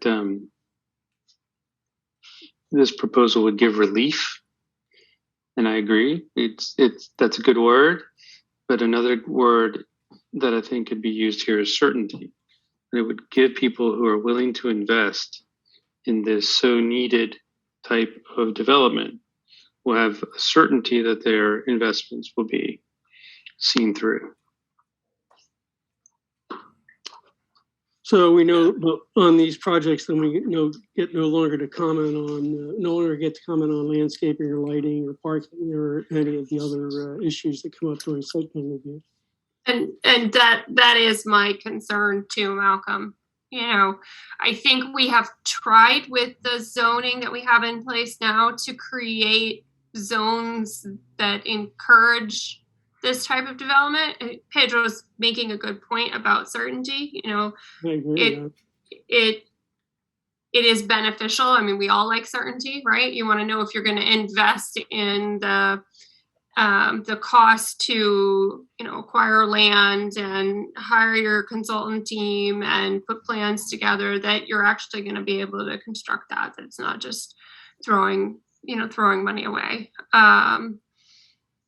So that's what Chris has captured in the purpose here, that there is a certainty associated with having this moratorium in place. One reason why your smart growth overlay district is so long is because it has a plan approval process, but it's not the same sort of appeal as a special permit would be. So in the smart growth overlay district, you're saying, here's what you can do by right, but you very, very specific. And that's the balance, right? If you want certainty, if you and the citizens want certainty about what you're going to get, then you have to write it in, or you need a discretionary process to review it. Mm-hmm. Right. Okay. So this is proposing that there be site plan and special permit moratoriums for a variety of different housing types that are listed in our zoning regulation. For the creation of affordable and Pedro, did you give this language to Chris? The 120% of area median income? I gave the statistic or the whatever you want to, those criteria. Yeah, but he wrote this language, and I'd like to thank him for doing that. I think it's really good. And it would guarantee the affordability for 30 years based on deed restrictions that would be put in place and filed. And then this moratorium would sunset after 5 years.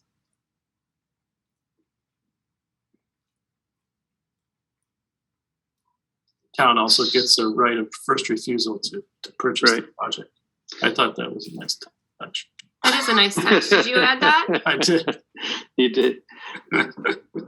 So, you know, I think it's important to stress that this is not for like all types of development, but for this certain type. This type that is, you know, targeted, specific to what's most needed. So it's not for every type of multi-family project or mixed-use project or whatever. It has to meet this criteria.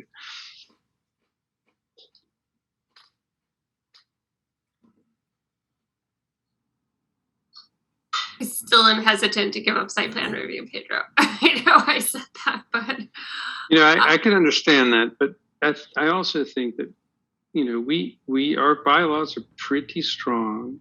There's, you know, I can't really think of a time where in site plan where things were, you know, so offline from what the bylaw spells as a provision.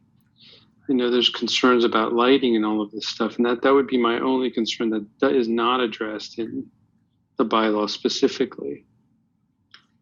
well, I mean, lighting, parking, landscaping, setbacks, screening, you know, I think to me there just seems to be a whole. But all this, hold on a second, all those things that you just said are all covered in the bylaw. They all have to meet what we've already decided is the right type of development, with the exception of lighting. Lighting is the one thing that's not defined. Where are we saying that? Because I was reading 10.7.3 as being the elements that are still required to be met. No, you have to. I'm not saying that we're lifting the zoning bylaw. Yeah. Or this is not proposing to lift the regulations. You have to conform to whatever district you're going to build in.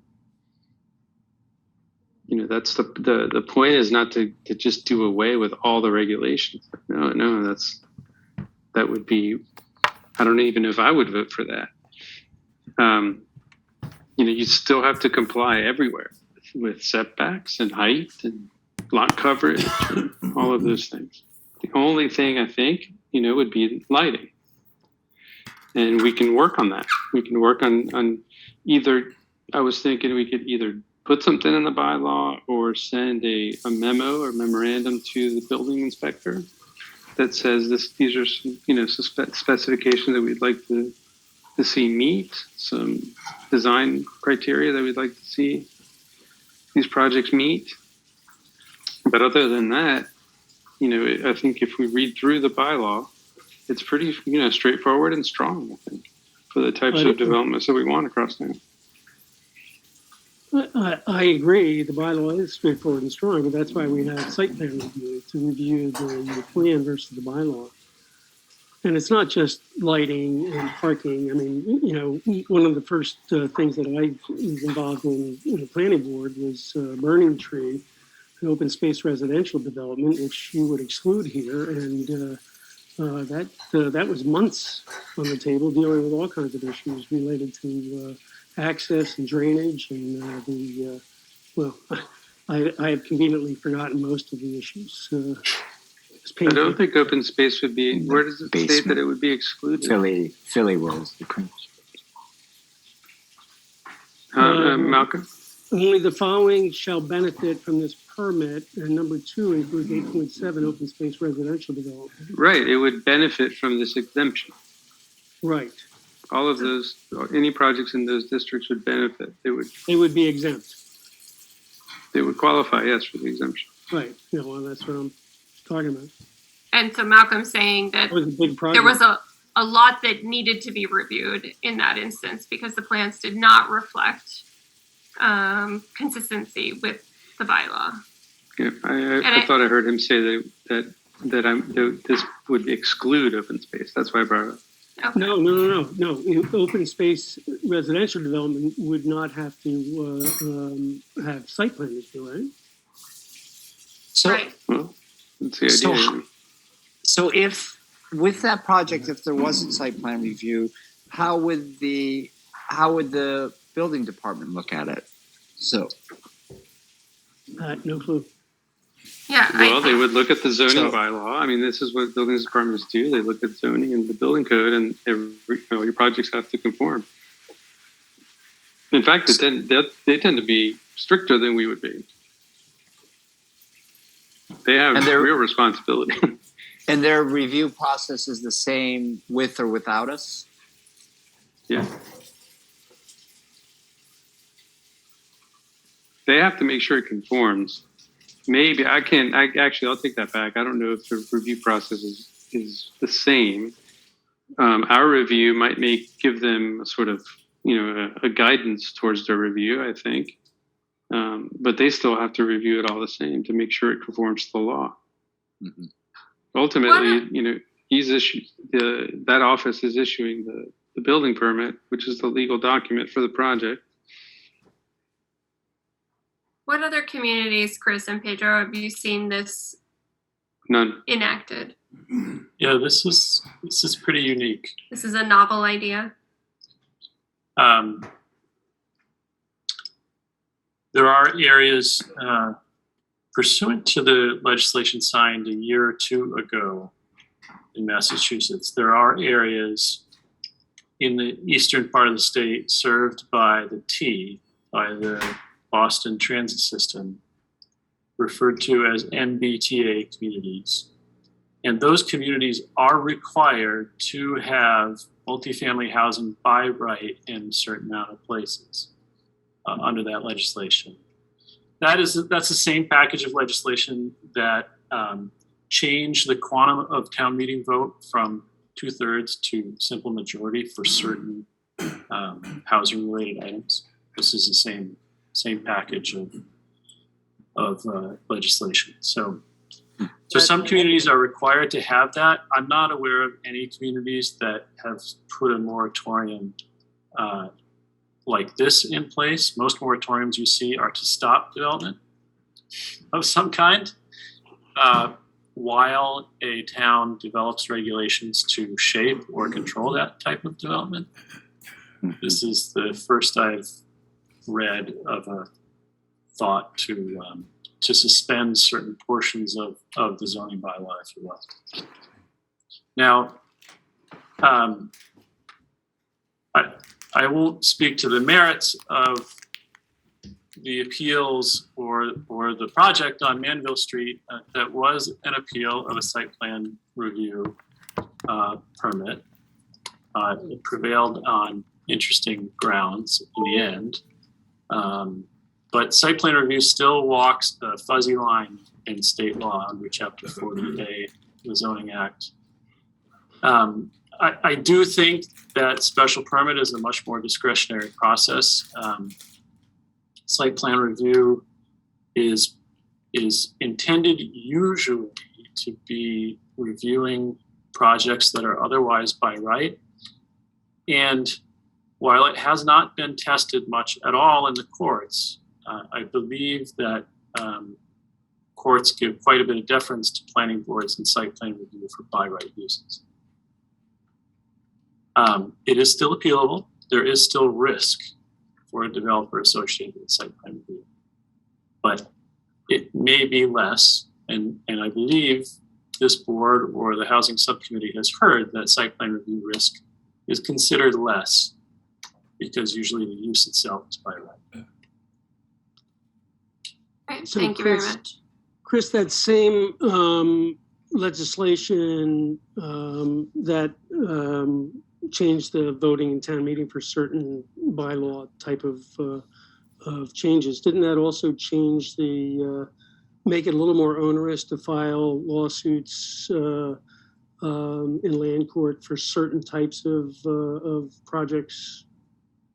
Correct. It makes it more onerous for an appellant. Appellant has to post the fees up front, and it's a pretty substantial bond that has to be posted. Yeah, and they also have to pay the costs, I believe, of the town if it's not upheld. Correct. So it's intended to reduce frivolous. Yeah. Right. Thank you for adding that. That's true. Thanks, Malcolm. All right. What is the board's pleasure regarding this proposed moratorium? Do we want to further discuss it? Do we want to table it and take it up for 2023? What do you guys think? Well, you know where I proposed it, so you know where I stand on it. Pedro's a yes. Keep moving it forward. Get it on the warrant for 2022. I'm a table it for 2023. Yeah, Has this been sent to the select board? No, you're only just discussing. Yeah, we're looking at it for the first time now. I feel like we haven't given it enough time that we normally take a pretty deliberate process with these things. I don't know. I've been hemming and hawing about it, but that's where I am right now. And I think that What? some of Hold these on, let things Jonathan go. some of these things are special permits from the select board. So I think I don't want to overreach here. I think if we're going to try to move this forward, I think the select board has to be party to it. And it hasn't come up with the subcommittee or a joint meeting. So When is the next subcommittee meeting? We just missed one, right, Pedro? Yeah, we'll schedule one next week. I haven't scheduled one for February yet. You want to float this as a trial balloon there? Sure. The intention was to review it in the January meeting, but A lot of budget meetings in the first few weeks of February, Pedro. Might need to push it out. okay. Jeremy, you were going to say something? I'm kind of interested to see. I mean, I agree with Jonathan. We do need sign offs from the select board, but I'm kind of interested to see how this goes through public comment leading up to town meeting. So I would be interested in trying to put it on the on this year's warrant. That's one of the reasons I would be interested in holding it because I don't think we've given it enough thought. And I do think there will be some comment, and we would need to be really prepared to respond in a consistent and thoughtful fashion. And but we can, if things come up that we haven't thought about, I mean, it doesn't mean we can't, right? Can't we still pull it after public comment and table it?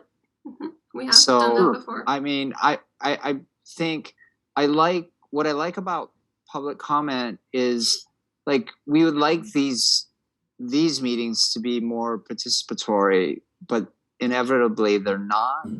But public comment tends to be very, and so, I mean, if we can get, especially if we can get like a wider group of town voters to attend public comment, I think it could be very valuable. So that part, even just that part, even so that we then decide to table it for a year, I think would be valuable, because it would help us. We get a lot more comment than we would get, I think, leading up to, like, we wouldn't get that comment again until the next time that we put this on the warrant and have it for public comment. This is under the category of all press is good press. So all comments are good comments. Get them out now. See what we've got. We've got to work with. Yeah, because I think until we press the issue, like, no one really cares, And then, but once it's something that we're gonna put on the warrant, then all of a sudden people come out of the woodwork, and so I think that's great. Like, I think, it's a great way to get people to show up, so and talk, which I'm really interested in hearing. And this is why the select board wants like a separate planning board town meeting, because. Yeah, I don't want to have these discussions at town meeting. I mean, that I think is pointless. I think, exactly. It has a point, but really the time for the discussions is like at this point, but it doesn't happen. And so then, right.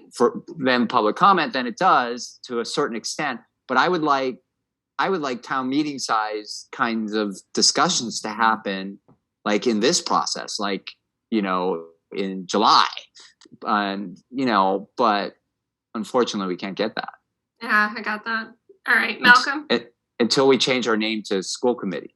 Let's not go there. Malcolm. Well, I mean, it's the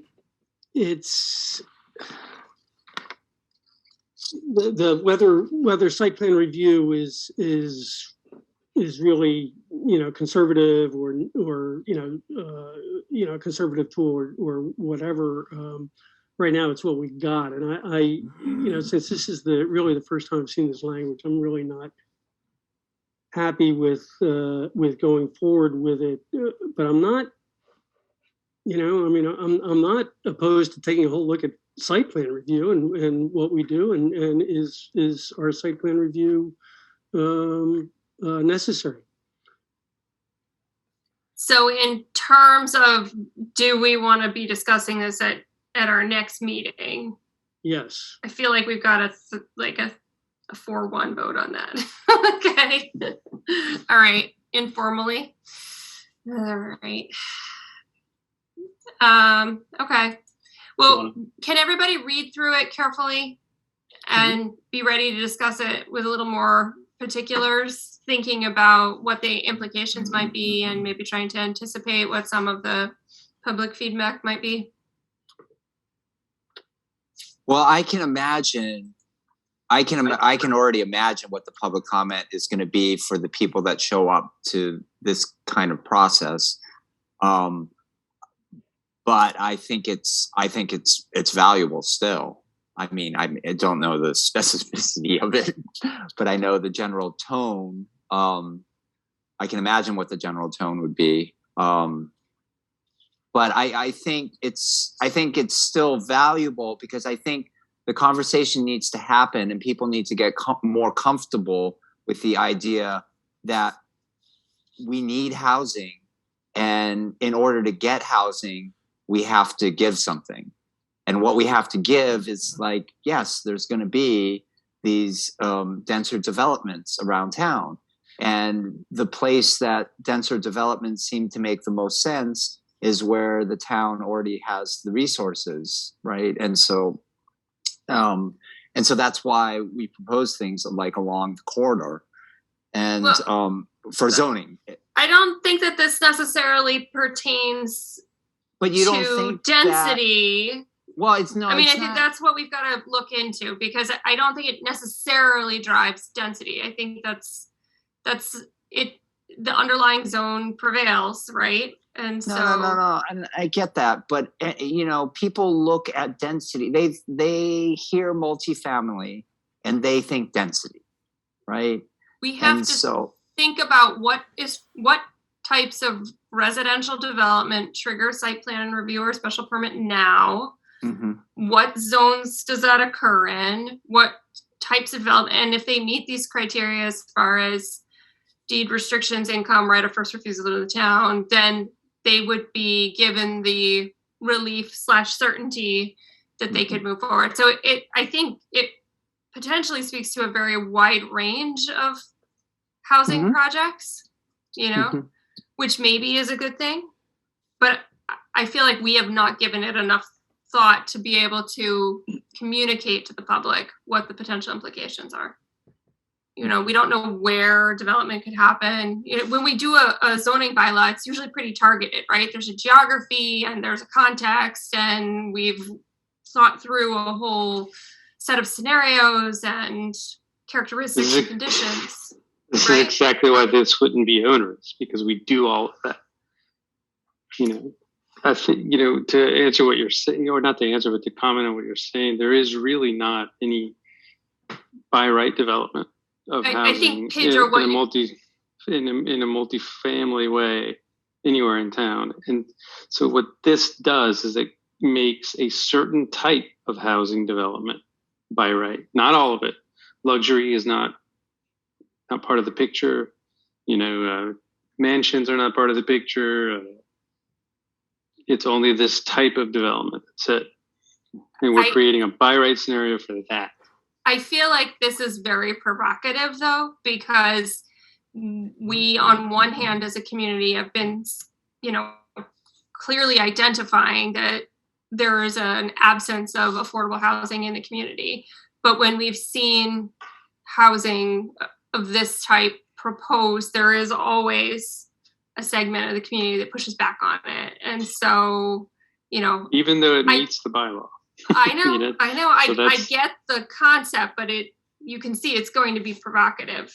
And I just feel like we have to think about that a little bit more. I think we also have a large segment of our population, including people that go to town meeting, who always vote for all of the initiatives that we put forth to create housing in town. So they don't show up to this process. Maybe not. Yeah. And so, I agree with you, Pedro. I think there's a lot of people in town that support this kind of thing and really want to see housing. But we do have an aspect of town that just wants to see basically single family development, if that. It may even be more granular than that, though. It may be that they support housing in theory, but if it happens near them, it is not desirable. And so, that is something that's sort of some self-reflection we need to do as a community.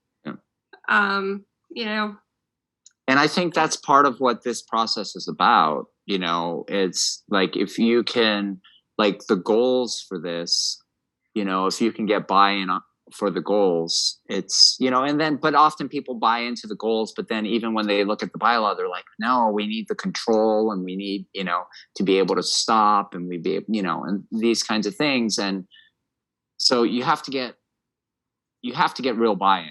And I think the process, slowly kind of chips away at that, about getting that, and hopefully it does. Hopefully it doesn't do the opposite.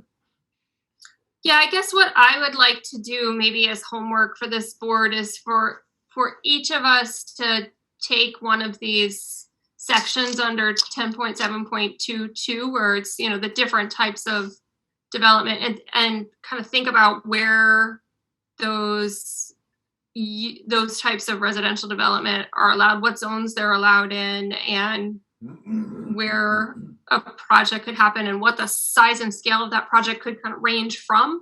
Are we talking 3-family houses, 3 to 8 family houses in an R1B, or are we talking 40 units in an MXD? I just think we've got to give it a little bit more detailed thought rather than just like throwing caution to the wind and saying, okay, we trust our zoning. I guess that's it, Pedro, right? Do we trust our zoning? Do we trust? Yes, that is the essentially. question. Do you trust the work you guys have been doing for the last 10 years? Yeah. I don't mean to be facetious about it. I want to just say that I understand your concerns.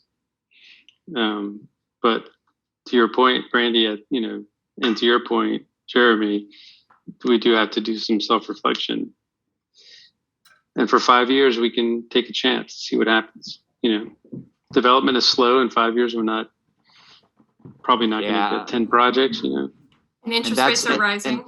And that's the really interesting thing about this proposal is the timeline proposed, because I think you're right, Pedro. It's like realistically, how many projects are we going to see?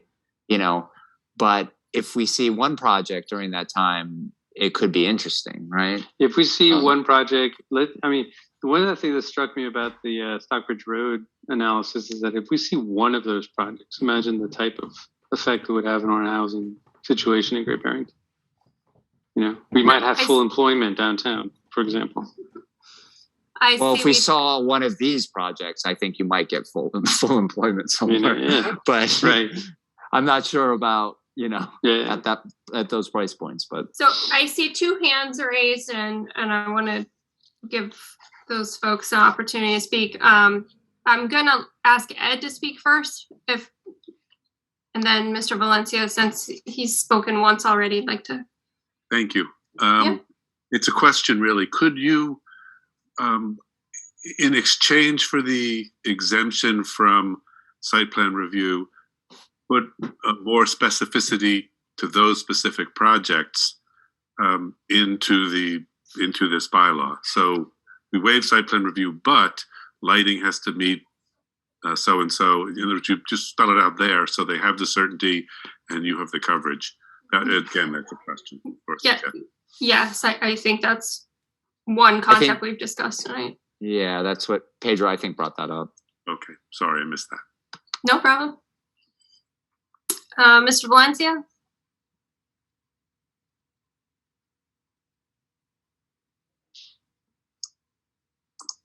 We can hear you now. Mr. Valencia, did you have a comment or question, or is your hand just accidentally raised? I'm sorry, I was talking on mute. I just want to ask about the consideration of traffic with the increase of people coming in, and we need the affordable housing. The traffic already to get from one point to another during peak hours is like 15, 20 minutes. You have to wait a few stop lights to turn red and green. I just wanted to bring that up. That's all. Thank you. Yeah. Okay, all right, so we'll talk about this again at the February 10th meeting. So I guess, Chris, in terms of item C, review and approve a draft letter of transmittal of zoning amendments and town code amendments to the select board, would you recommend we hold off until the February 10th meeting, or send the items that we had discussed at the last meeting and say there may be more? I think you could hold off. Let me look at my calendar. Sure. Just have to figure the dates.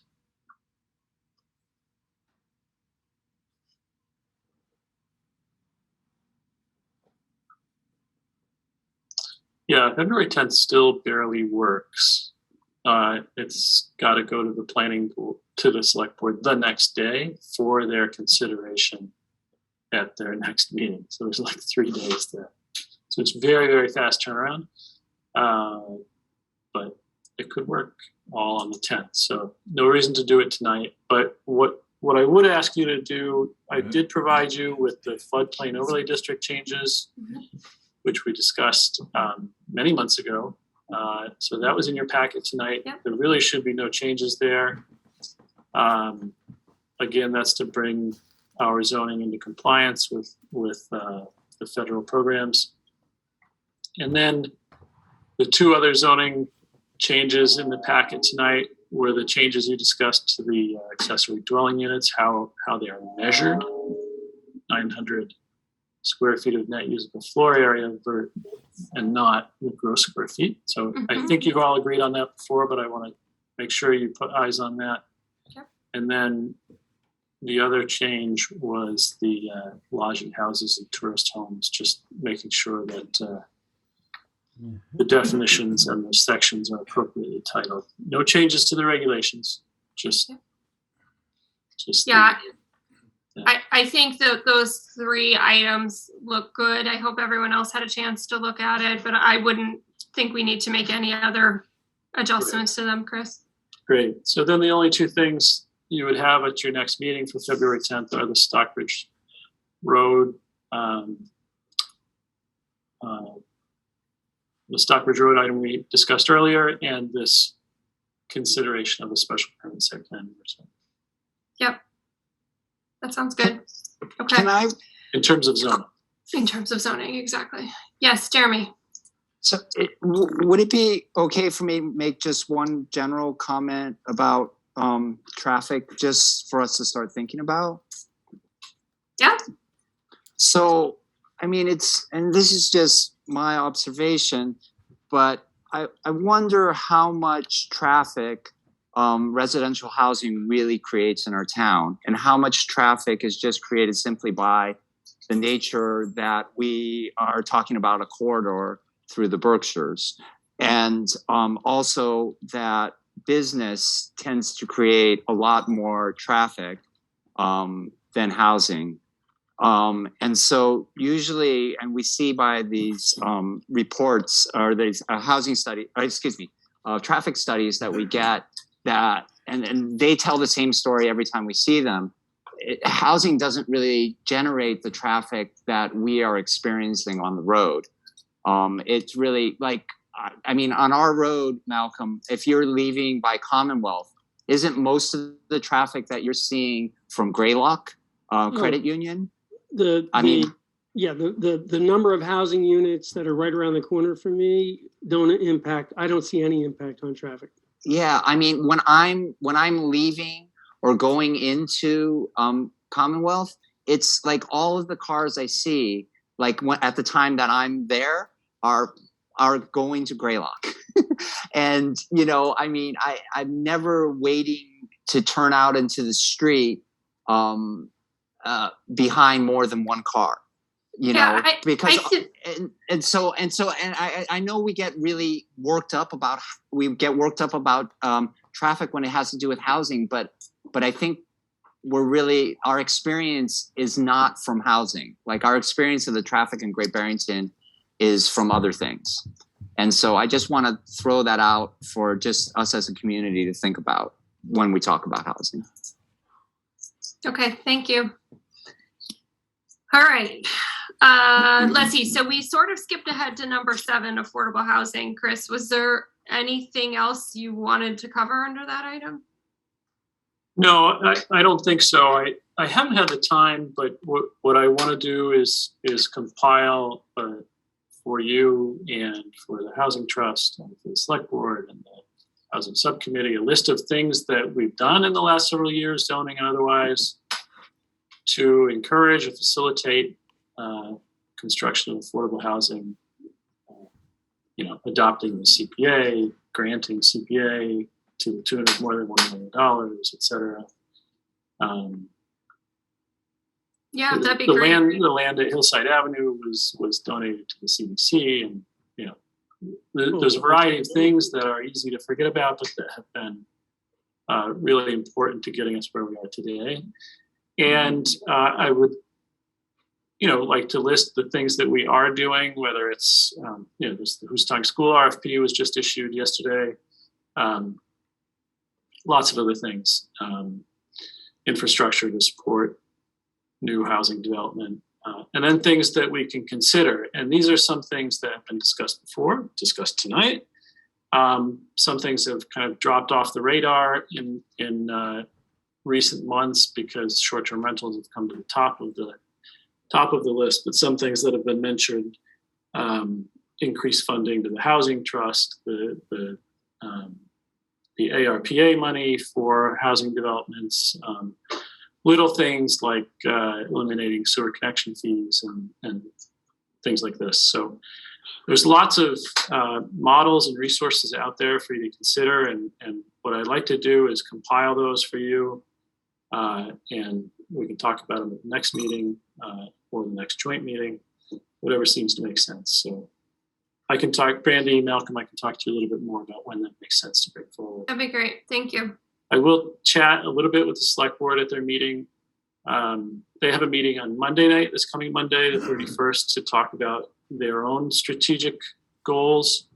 How affordable housing is one of those goals. So I'll talk a little bit about this sort of stuff with them as well. Okay.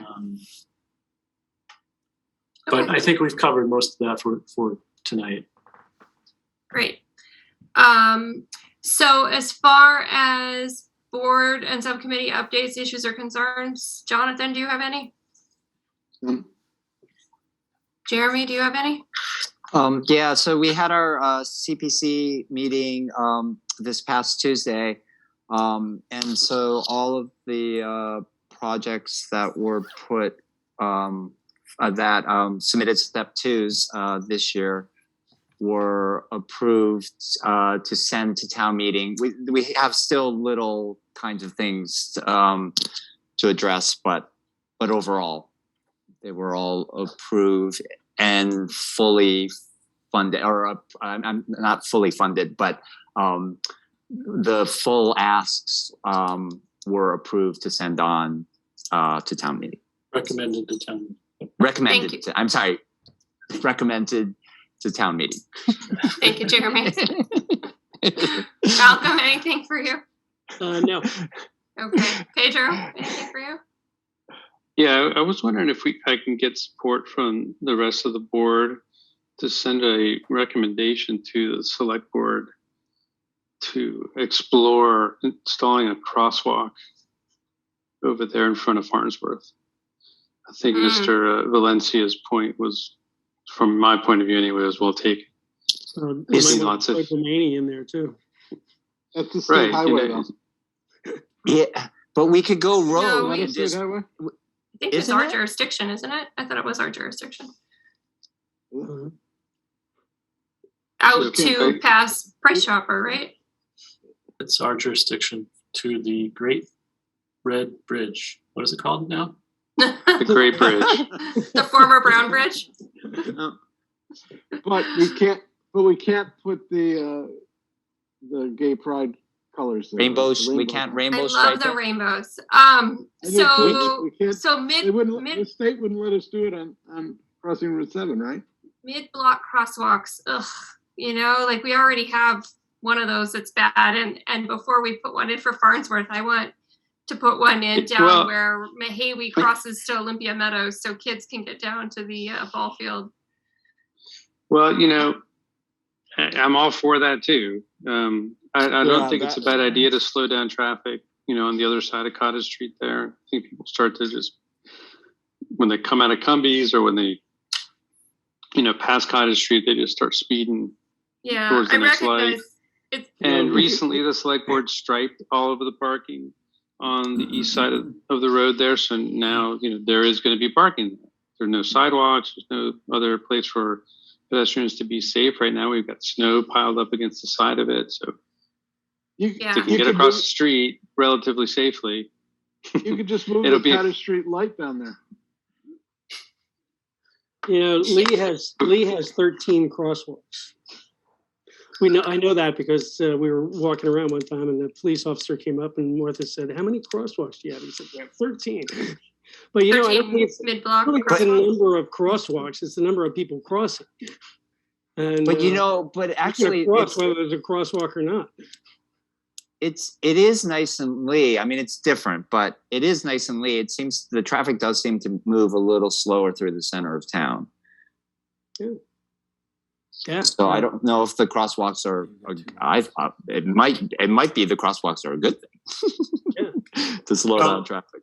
Another item on the select board strategic planning is Main Street safety. So, there you go. but respectfully, if that's something that the board wants to consider, you should see it and review it in a public meeting. So, if you're speaking, if it's a letter from the board, you should Pedro could write it and you could review it at a meeting. Pedro, you want to put that together for February? Sure. It's definitely a place where people put their accelerators down. It just is like, where does it end though? Because I think Domaines is equally as bad, and that corner is far more complex. Yeah, I think we need one there too. Frankly, it's worse. Or you're right, it's much worse there. It's much worse there, but the cars are generally moving slower there, except for one lane, which is so it's easier to navigate. Where on the other direction they're moving quickly in both directions. In my opinion, you still got people hanging out in no man's land in the middle of the street with a bunch of cars dominating the space. So I know I'll include it in my letter. Okay, that sounds good. We're just country folk, and we're not all that good at crossing the street. Luckily, I was raised in a city, so I can navigate any sort of. I gotta tell you, I've almost gotten run over in the last couple of weeks by people with New York plates just speeding through downtown. It's terrible. You gotta be careful. Yeah, I will. I'm sitting at this meeting because I am, but man. I want to think that it's something Jonathan sent us one time, because you're always sending funny little video clips, but someone sent me a traffic control device that's a crosswalk that when the pedestrians enter the crosswalk zone, the crosswalk flips up I remember like that. That was good. That was good. I remember that one. Anyway, okay, so we'll take that up at the February 10th meeting. Chris, do you have a town planner's report? Speaking of expensive engineering studies, budget meetings start next week. No, but seriously, budget meeting. So select board meet, I already mentioned the select board meet on Monday for strategic planning. Budget meetings start Tuesday the 1st, February the 2nd, February the 8th, February the 9th. If you're interested, watch the calendar for those. Thank you. So next meeting, we'll put on the site plan review for that 2-family as well, and site visit. Okay. I think that's all I have for you at this time. Okay.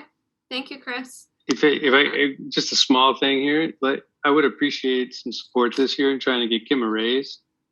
Last year, I was the only one of the planning board that showed up to a budget meeting to argue for that. I know that all of you guys respect her work here, and she deserves it. Thank you, Pedro. That's very Thank you, Pedro. I appreciate that. I think we should just go rogue and present it at town meeting. Just hold it and I might have to do that because this will be the third year. This will be the third year that I'll try to get her a raise, and if it doesn't happen, I might just do that. I think the town voters might be more easy to convince than the. I'm sure everybody would like a raise, but thank you. I appreciate your support. No, I thought we should have done it at town meeting last year when it came up to reduce it. I was like, oh, wait a second. Let's go in the opposite direction. All right. Okay, citizens speak. Do we have any citizens that have hung in there with us for this whole meeting and still wish to speak? There are 7 of you still out there. I think the most we had when we had some applicants here, I think we were at 10 or 11 people, but the applicants have dropped off. All right, then, seeing no citizens raising their hands to speak, we'll adjourn the meeting at 8:24. Thank you, everybody. Thank you, Brady. Yeah, nice to see you all. So long. Good night, everybody. Thanks. Good night. Thank you.